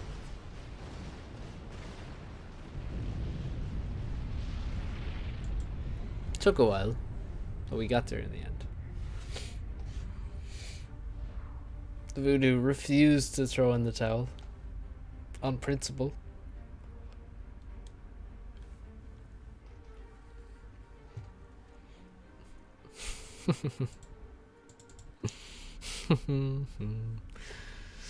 It was a close one. I mean, up to like 20 minutes it was pretty close. Then it wasn't so close at 30 minutes, and then the rest of it we won't talk about.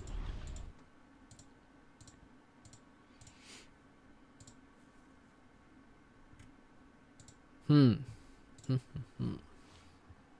see, anything interesting?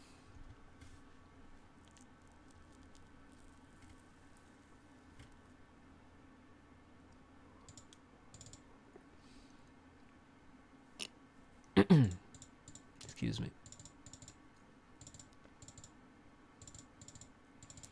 Uh, 131 watching that.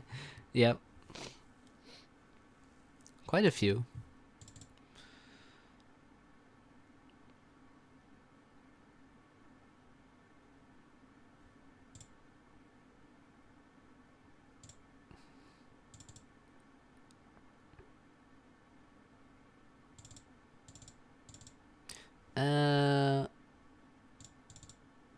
Yeah, you got any games there, Swackle?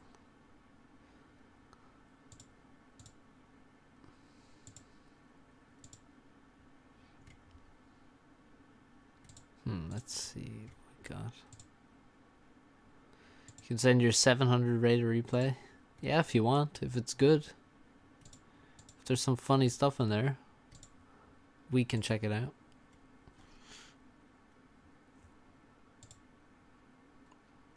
Swackle, there's 90 bots. How dare you, Keezer? How dare you?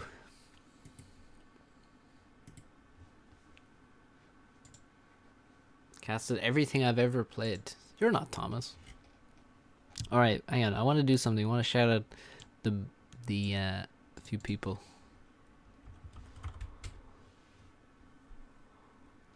First, the patrons on Patreon. Let me get the list up here.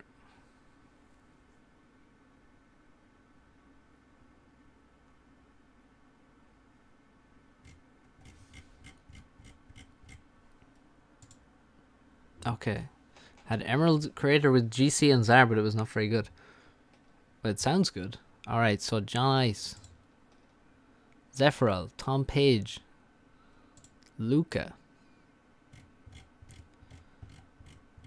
Eric Lesh, Panda Cuddles, Titanic, Paul Waper, Jack McClelland, Cal, Michael Osborne, Richard Tubbs, Matt Wager, The Amazing Rando, Jerome Dedow, Brian Hughes, Matthew Peveril, Jim Yu, Eugene, Nick Jones, Christopher Yates, Grunka, Guy, Zemata737, Zach Wolfenden, Timon Van Dyke, Vrail, Rob Elliott, Anders, Sebastian Spencer, Warlock, Moritz Hackle,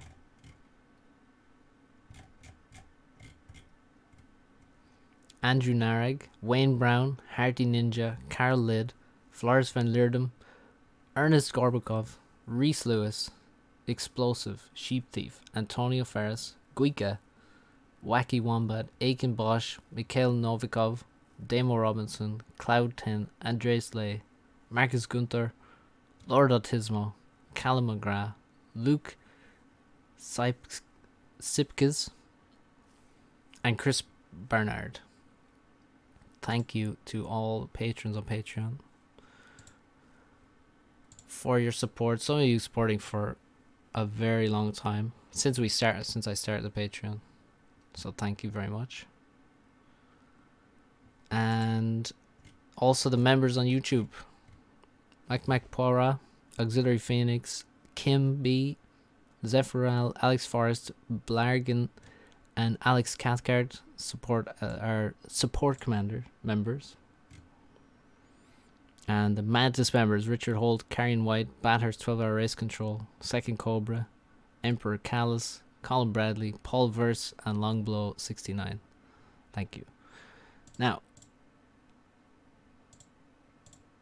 Zlo, let me see. Where is your game on Emerald? Is it recent?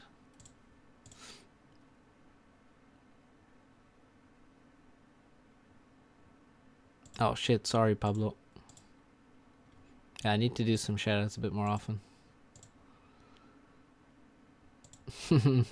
Watch Lowe's English cast, I agree. Right, let's watch Lowe's game. He says it wasn't very good, but I don't believe him. Okay. Shout out to Pablo, who was a Patreon donator.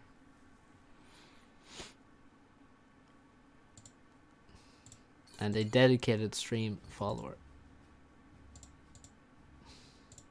Well, follower seems weird. Watcher. I have a problem with Zlo. No, I said I agree that you should watch Zlo's English cast.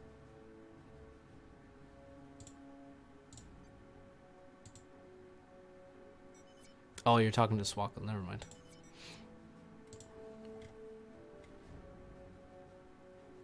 Sub to Patreon so I don't miss out on the next naming rant. Shout out to 36er Wells for giving me a laugh in stream chat on a regular basis.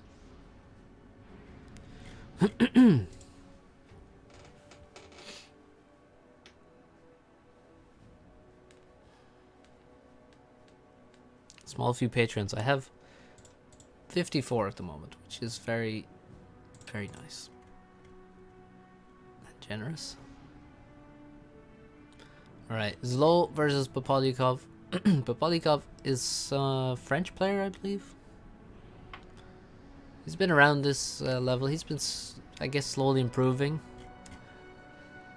One of those guys around, you know, 1800 for the last while. You're right, Zachary. It is quite a lot.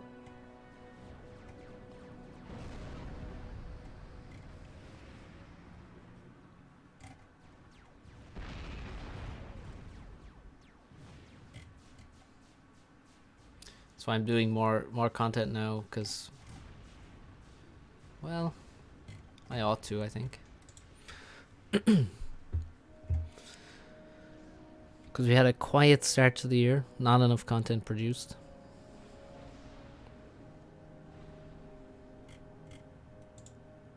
Might be the best French by now. Wow, Popo quite far behind already in terms of score. Oh, that's a painful loss of a transport. How, says Popo? Probably this air scout is what is how. Or perhaps, yeah, probably this air scout. But Zlo with a huge score lead, but very similar mass. And in terms of expansion, Zlo seems behind because Popo has both these. But Zlo only dropping here now. Make some replays, Geezer. I don't know if he will oblige. A lot of labs for Zlo. And I mean a lot. 13 on the map right now. Finds a nice NG kill. Also kills a radar. Not to be underestimated. 151 mass killed. Engineer dies up here as well. Will an engineer die in this expansion? Well, there's two engineers here. Oh my god, don't deny this factory. Oh, that is disgusting that he denies that factory. I can't believe it. 7 kills. 7 kill lab. My god. And a ghetto gunship killing stuff over here. And Zlo trying to take the left side. He dropped here and made a factory, but the ACU arrived quite quickly and will deny this factory. But there's more factories being constructed. They will also be denied most likely by Popo. Nice to see a double Aeon matchup. The ghetto is killed. Its corpse lands on the wreckage of the transport, lands on the labs and almost kills them.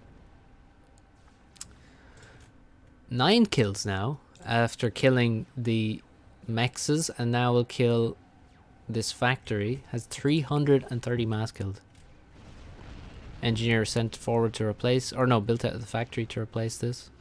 And Zlo has total air control, but he is losing units, air units to Aurora. So he maybe will not have air control for too long. Also an anti-air, as soon as they get out of the way, the anti-air begins shooting. All the engineers have died here. Actually, there were only 2, but they're dead, and the factory is also dead, so...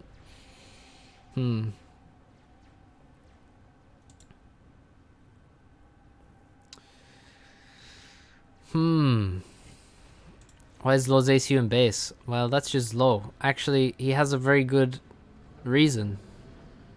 He has T2 air, he has T2 on his commander, and he has the speed gun upgrade, and he is going to land in an expansion most likely.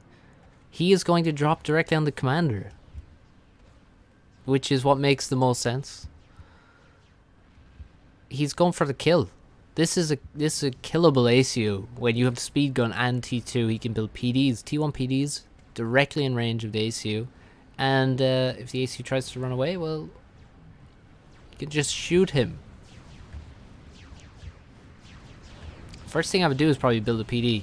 I wouldn't build walls, but I would definitely build a PD. Walls take too long. They're kind of a waste of time to build, in my opinion. Popo has to run. There's no other option. He has to run. Pathfinding being weird there. Another PD built ahead of the commander might be good. Low not focusing on the ACU. Killing stuff around it. Probably should focus on the ACU here, to be honest. Air. I don't see any air for Zlo now. Except in his base. Well, oh no, he actually does have some. But not too much. 15 total versus 21. So Popo with the superior air force. And Zlo has actually, he's happy to allow Popolikov to get away. I think he should have gone for the kill there. I think it was definitely possible to get the kill. The left side looks horrible. Absolutely nothing for Zlo on the left side or in middle. Gonna lose this expansion. Engineers being dropped in a good position to retake this. Gunship's doing quite a bit of damage, but they will go down sooner rather than later. And these two labs denying that expansion. Popo just leaves. Not gonna contest this commander. Can't really. Might be time to, if possible, pick up this AC once again and drop it somewhere else. Now that it's... Maybe you get one PD here. But once you're set up here, the ACU's kind of done its job, and you could drop somewhere else and take a different position. Just continue comm dropping. Instead, he's using the T2 transport as a ghetto gunship.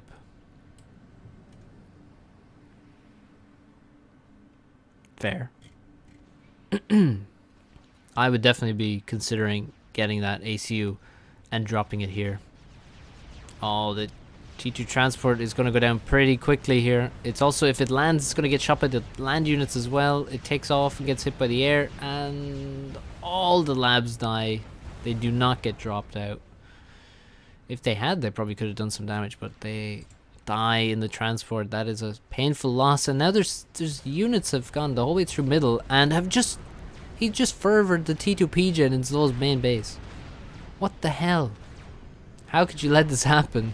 Fervor's now attacking the T2 factory, and the gunships, while defending, do a bit of collateral damage.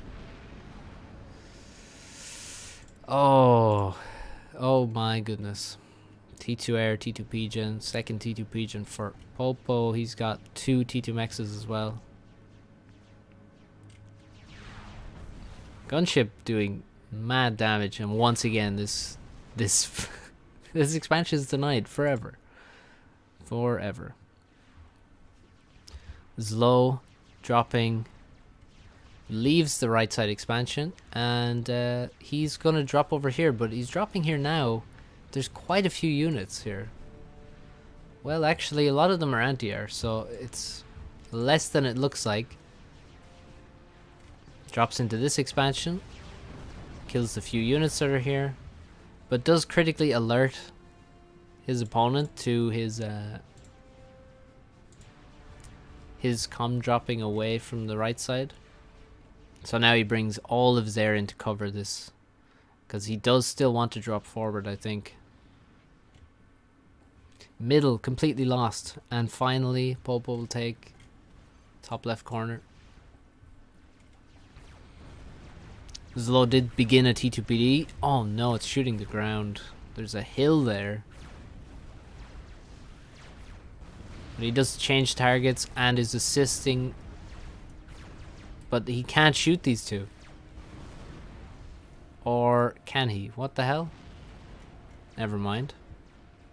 He's microing there to make sure he got around that hill. Both players with a mixture of Swifties. Oh, that's 2 Swifties wasted. You don't want to see that. Look at that. A lot of mass dropped. And Zlo drops slightly further forward and begins building a TML. Why a TML? Well, there's a freaking T2 land HQ here. Why is there T2 land HQ here? No idea. T2 support factory on the way as well. And yeah, Zlo already making T2. Well, making a TML. I do not predict a TMD to be built here. But I could be wrong. But I don't think so. Gunship rating, bottom right.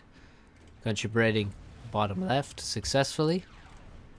It's a dead energy storage as well, by the way. And now there's 2 missiles loaded. It's time to launch the missiles. He waits until 2 are loaded so he can fire straight away, one after the other. First one lands with no problems, and boom, dead T2 land HQ.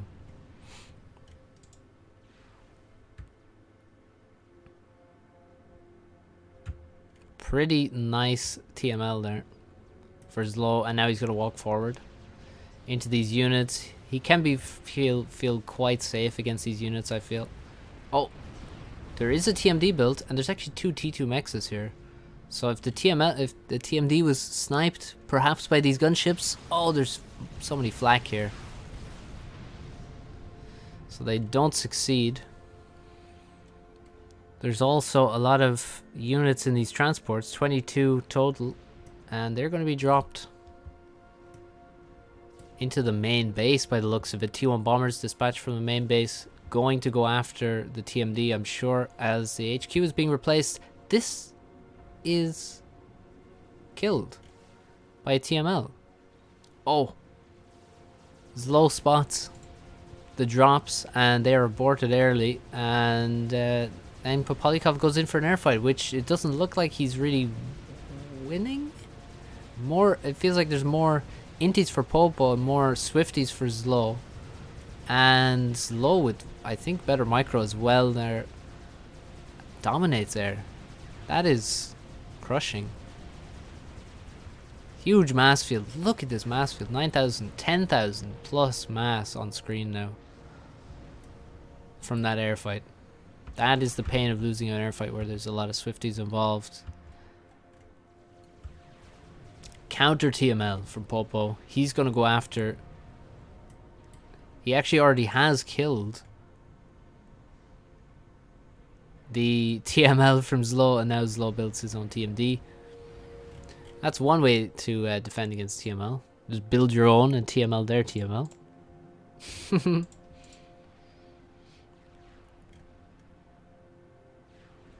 Alright.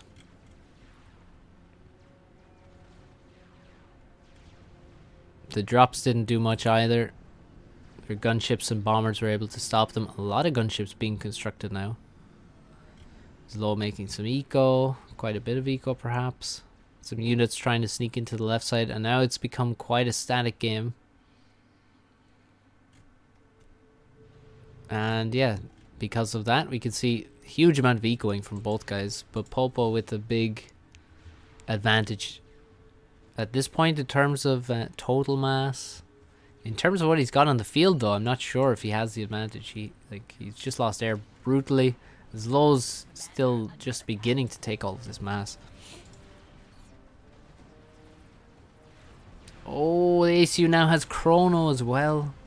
So this army, which would have been scary, now not looking so scary anymore. Oh, gunships probably shouldn't have been sent in there. But Zlo, it's T2 speed gun and Chrono dampener, so he stuns in a massive area the units around him. Another airfight, and this airfight is happening far too soon for Popo to have enough to win, I'm sure. Oh, that hurts. That is a bad loss. The saving grace is that the reclaim is much more so on his side than before. So he should be able to get that reclaim, but he's lost all of middle right now. T2 Mex here. Gonna die? Probably. Maybe. There's only one Aurora, so it's not too bad. But I'm worried that these two were upgrading when they died. What's up, Trainminator? Zlo seems to want to build a fire base here. Doesn't have the units to walk in and take this. He doesn't have land at all, really. He has some random Aurora, really. Like these guys, few Aurora over here, random Fervor here in a good position to maybe attack this factory, I don't know. Very little scouting, so Zlo doesn't know. Now he should know that there's eco here. Doesn't really know, but he knows there's something here. But overall, he doesn't actually know what's in the base. He can see these factories. Yeah, it's unlikely that they're upgraded. Zlo can see they're either upgraded or dead. But in this case, they are dead. Finding some more eco. And T3 land is up for Popolikov. And that T2 Mex did go down, by the way. Wow. To a single Aurora?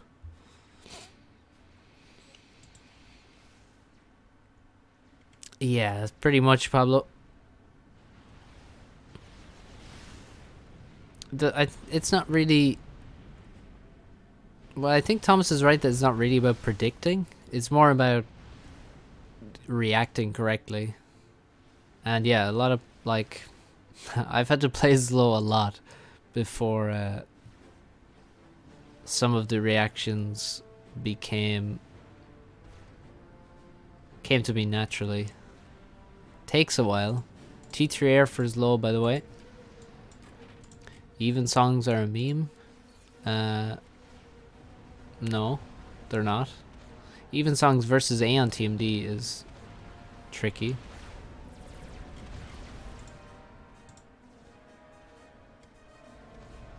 But yeah, you can see they eventually got through. But now he's moving in too slowly, or too quickly, sorry. The even songs should be allowed to get rid of the PDs now. Didn't see the harp drop? You mean this one? Harb dropped into a position where there's 3 T2 Mexes. And, oh. He means Zlo didn't see this drop. There's a lot of bombers, there's radars flying past, and there's 2 Harbs on board. They're going to kill this whole position. There's 2 T2 Mexes and one that's almost upgraded. Forward position is dead as well. And even though he lost most of the blazes unnecessarily, all the reclaim would still be his, so... Zlo looking like he's about to take a lot of damage while he made that switch to T3 Navy. T3 Navy? T3 Air. That would be quite a switch if you made T3 Navy on this map. But he is Zlo, you can see, kind of retaking different parts of the map, you know, like he's trying to retake middle for himself after killing it. But he's going to take some damage here with the gunships. Oh, beautiful. He doesn't even lose a single T2 Mex here. That's crazy. Now the other side, well, several gunships heading that way, but there's 2 harps here instead of 1. On the other hand, there is PD, and there's no shield, so Popo lacking energy, and that's why he's going to lose 1,000 of his HP on these harps.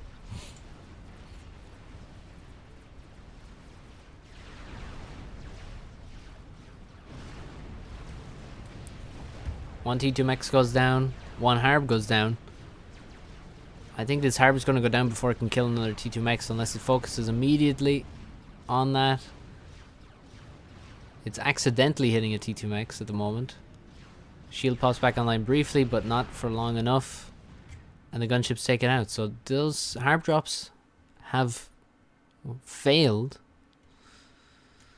And but Polyakov does have a T3 Pigeon. That's why he was stalling, was because he was building that. It's quite energy intensive to build that.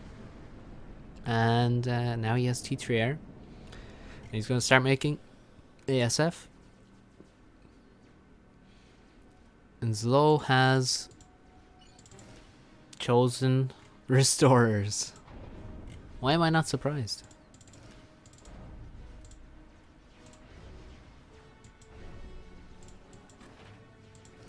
A lot of bombers flying around in different positions. Random Aurora still making themselves a nuisance.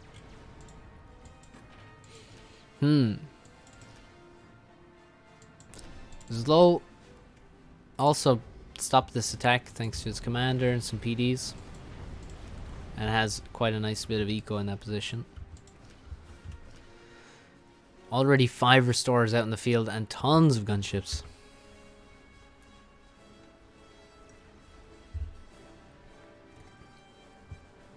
That's a lot of PDs. And that Harp does literally nothing. Shot a wall maybe. Let's see Popolikov's Air Force right now. He has got 9 ASF and 21 Swifties. There's already 6 Restos though. And still 12 Inties. So no ASF at all. Or 12 Swifties, sorry.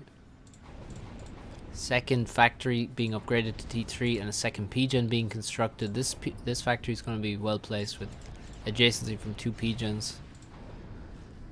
At least this factory has the Hydro as adjacency.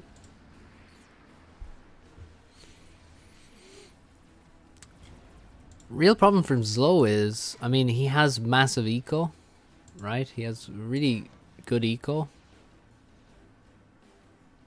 Well, actually, he doesn't have T3 mechs. Popolikov just finished T3 mechs there.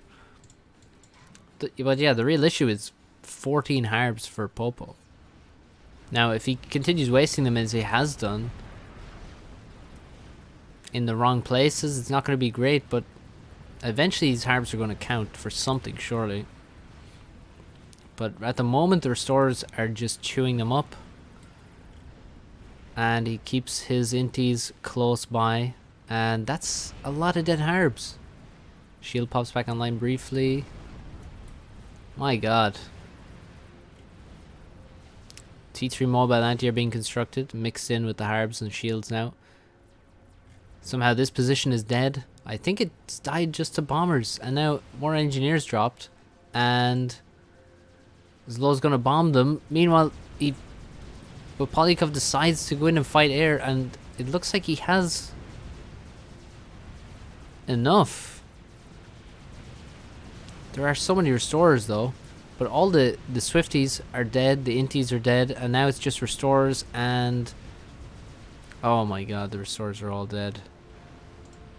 Look at this Air Force. 18 ASF, 19 Swifties as well contributed. And that is extremely painful. That is exactly what you can't really afford for Zlo here. Now it's going to be a struggle to get the numbers up in terms of restorers, so he's forced to make ASF now. Can't win air control or get enough restorers up in a reasonable amount of time. Bit of a raid. 3 gunships enough to take out a single T1 anti-air in a single volley. And more anti-air going down, and now anti-air being rushed, but there will be some damage taken for sure.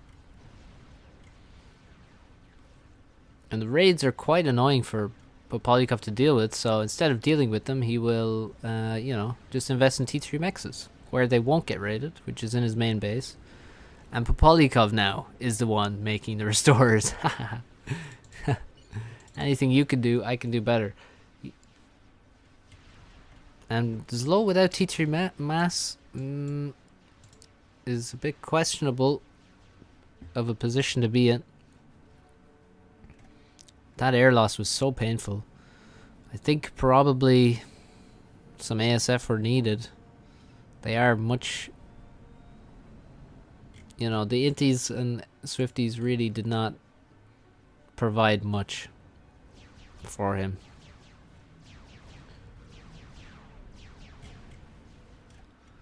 Two dead T2 mexes here, and storage is 1 almost dead. Storage is around it removed, and restores arrive in the expansion and begin going after the shield. T1 anti-air being constructed. to attack them. They're so tanky that they can hang around for a little while. But one Restorer looks like it will go down if it's not retreated immediately. There it goes. ASF actually comes out of this factory and immediately kills a Restorer, but then is killed by the 3 retreating ones with their nice range. Where are these ASF going?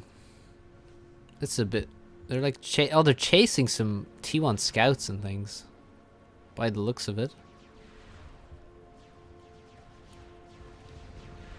Zlo with 4 factories producing air. Mostly it is... Well, it's mostly ASF and 1 factory at the moment producing Restorers, and he... Oh no! Oh, no. Oh, that's very bad if he loses all of those. Somehow he gets away with it. And now... Oh no, the AC does have Chrono, but still there's so many harms and their DPS is so high. These PDs are going to have to do a lot of damage. Oh my god. He is surviving this. Well, he does have T3, so he has a lot of HP on him. And, yeah, the overcharge is coming in fast enough. Jesus. I thought he was dead there. These PDs did a lot of damage. ASF fighting and losing heavily. Sam's in this position now. That's the advantage of a T3 support factory here. Not only is it adding ASF production, but T3 engineers can come out and build much needed SAMs, but he's not getting SAMs everywhere. No SAMs here. And no SAMs here, just a lot of T1 anti-air, which is not very efficient as a defense. And meanwhile, Popolikov is ecoing. And he's planning to drop some Serenities, T3 mobile artillery. These Restorers look like they're about to be totally wasted. Very poor attack there. Oh no, that is such a waste. 8,000 mass deposited. You hate to see it. PD goes down. This arrangement of P-gens, not sure what it means. Was there radar here? T2? T3 radar even? Not sure. T3 mobile anti-air takes out a Restorer, and we'll take out 1 or 2 more perhaps, but now a lot of Restorers move in and we'll quickly be able to deal with the anti-air. You can dodge with that anti-air, by the way. You can dodge Restorer fire. If you just run around in circles, the Restorers will have a very difficult job. TMLs fly in, take out a mass extractor, a shield generator, and Zlo needs to build a TMD right now. Builds another shield, but he's lost another mechs. He's gonna lose another mechs now because he built a shield in the wrong place instead of building just TMD here. And all those mechs are dead. TML does plenty of damage. It has 13 kills. 5,000 mass killed. But Polygov's still lacking so many mexes in so many positions.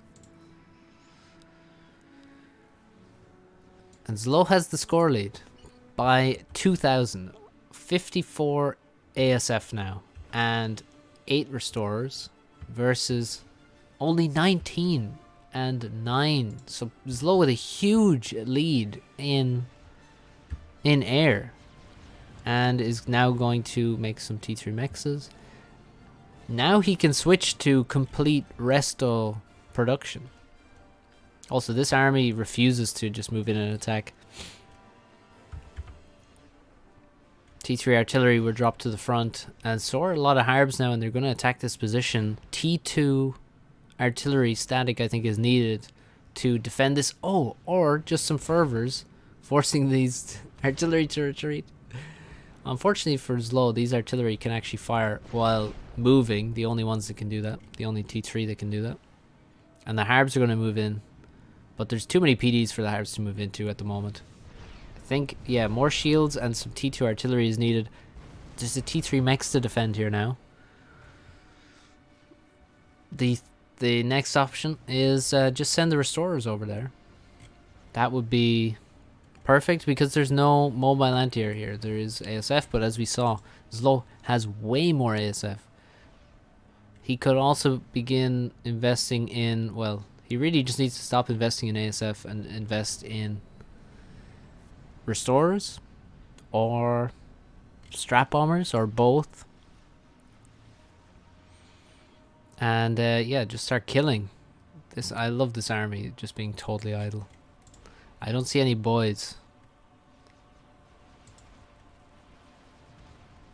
Oh, he's playing with restorers. Those are Zlo's boys, restorers. Air fight. Not sure what the micro is though. What's happening exactly? Also, Zlo does not have his restorers with him, while Popolikov does, and that might mean that he'd lose his air. Really? The restorers tanking huge amounts of damage, but now Zlo's restorers arrive. A bit late. This looks very even. Those restorers are gonna die. Oh my god. Ah. Zlo, come back. Come back. He's lost his T3 support factory to the artillery.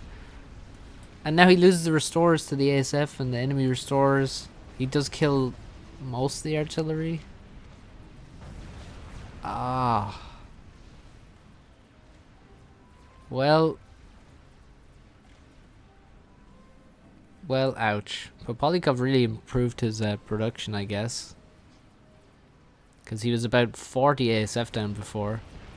He didn't look like 40 ASF down there now. And he's also remembered that he has an army here. That was so painful for Zlo.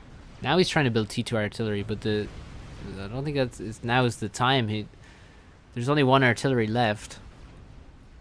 And these hills are blocking a lot of shots from the PDs, allowing the Harbs to get way closer than they should be able to, but there's still so many PDs that it doesn't even matter.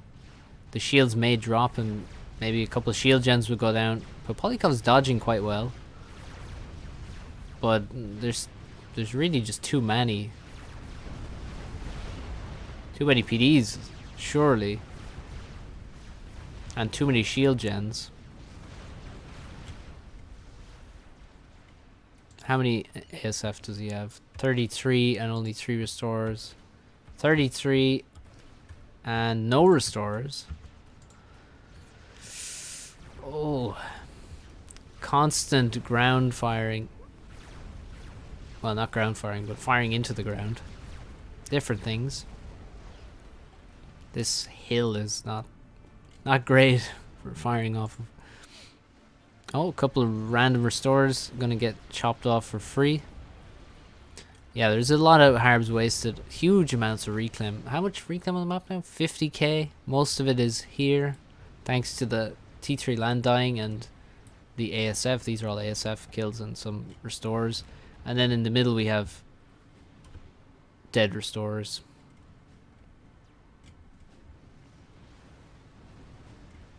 Bottom left has been killed, except for one T2 mechs. Now, is there any... Oh, a GC from Zlo, okay. And a Tsar from Popolikov. Which would you rather have, guys? Would you rather have a GC now, which is what Zlo has, or would you rather have a Tsar in maybe, I don't know, a minute and a half? 2 minutes time? He's not even stalling. He has mass in the bank. He's not going to have to wait 2 minutes to get this. I thought he might have been stalling, but no. He just needs more higher tech engineers, that's all. You'd rather have the Tsar. I fully agree. I would rather have the Tsar as well, even though it's not done yet.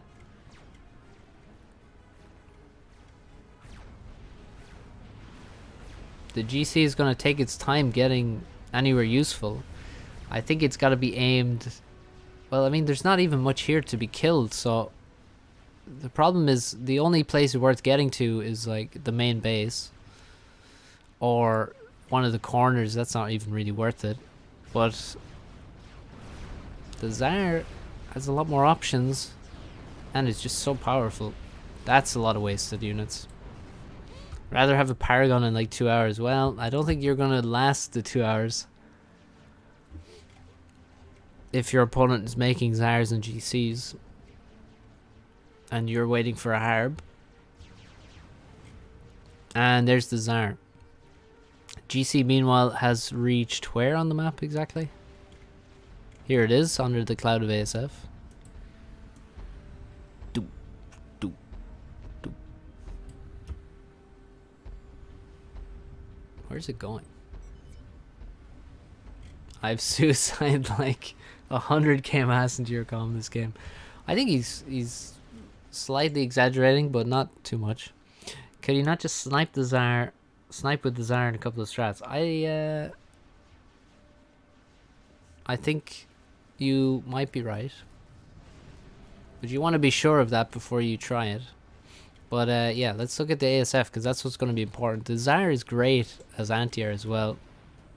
Huge range on its anti-air. But Polyakov has 57 ASF. 69 ASF for Zlo. He has a slight advantage. A decent advantage in ASF. And he has lots of production. Can't actually afford to use all that production the minute. Needs to finish this B-gen. Then he will unpause most of these engineers, I guess. A huge amount of mass as well still for Zlo. But lacking map control once again. Somehow, simply Aurora can kill this expansion. Don't know what's going on there. There you go. Zlo also has dropped himself back home. He has some SAMs in the base. He has a T3 ACU, so if the Zar is coming, he can build defenses very quickly.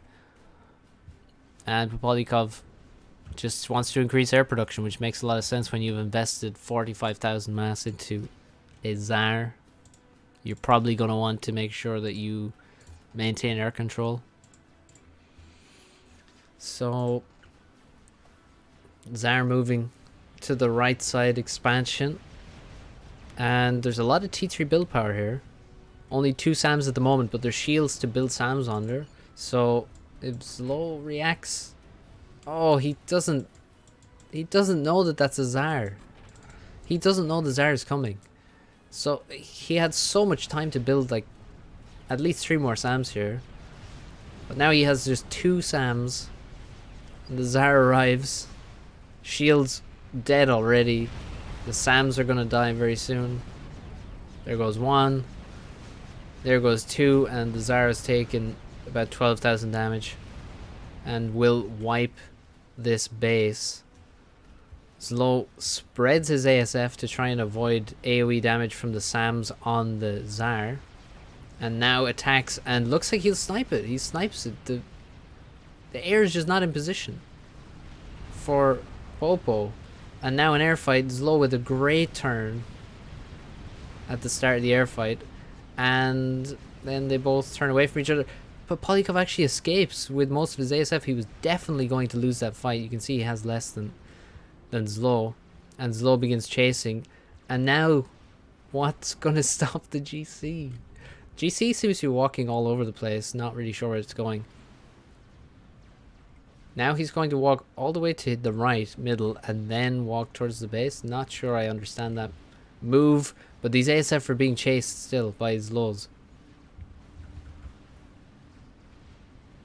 Oh, oh. Look at that, 6 kills. Zlo, he's making a second GC. He has a lot of T3 build power.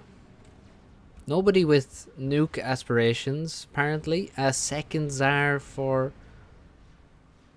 Polyakov, and he successfully saved almost all of his air there. Didn't want to go forward when Zar was alive. Yeah, understandable. Look at the mass.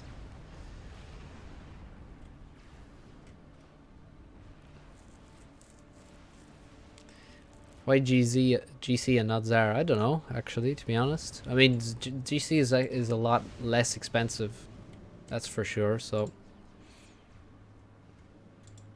Yeah, this replay is not very old. And yeah, I agree, Thomas, that's what he was asking. There's low T3 Mexes here. These are not exactly protected well. This this is dead forever. But Polyakov with the higher score, but with way less total mass now. He's got 84 ASF versus 82. GC not stalling very much at this point. But the Tsar is not close to being constructed. And the GC is almost here. Now he's control K'ing things, I think, to reclaim for mass to finish the Tsar. Power limited and still don't have T3 land, so you want a GC. That makes sense. I think he's going to need to reclaim more stuff here. Like this factory as well, maybe. But his heir is not producing at the moment to finish the Tsar. Now he does have pretty equal numbers still, so oh my god, he's not gonna finish it. He's not gonna finish it. He still needs 14,000 more HP on that thing, and the GC is this close. Oh no. Oh, it's over. GG.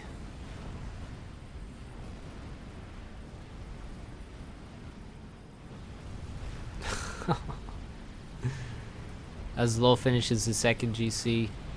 And they fight air as well. For reasons unknown. ACU can't get away from this Colossus anyway.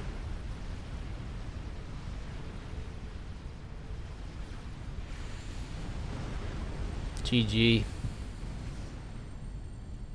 Weird game. But an interesting one. I think Polyakov made a lot of waste of harbingers. Zlo, but Polyakov losing the Tsar and then also losing air control after, it was just, oh, that was the game losing moment, I think, really. Well, no, it definitely was. The first Tsar dying and then also losing air. Crazy. Actually, hey, look. Wait a second. Oh, he did make the second GC, but then he made a Tsar immediately after because he just had so much reclaim that he actually could afford that. So yeah, fair enough. He made at this point it was fully over. Didn't matter whether the Tsar finished or not. Once the Tsar was deposited in the base. Well played. Quite a game. Quite a game. Some nice end gameplay. Right. I think that we are going to call it there. Thank you to all the viewers. We got quite a few viewers today. So thank you all for watching. Hope you enjoyed. And yeah, that's it. Thanks for the new pledge on Patreon from Yeet Bigley. Thanks very much for that. And sorry, SAF. What's up? And we got, yeah, thanks for the new patrons and the old patrons and all the members and all the subscribers and all the people who don't do any of that but still watch and enjoy. And I'll see you very soon. There'll be a video up tomorrow. More Paralon and Tagada, I believe. Is it that video? Paralon and Tagada. So yeah, check those out and click like on the way out if you enjoyed, and I'll see you soon. Bye guys.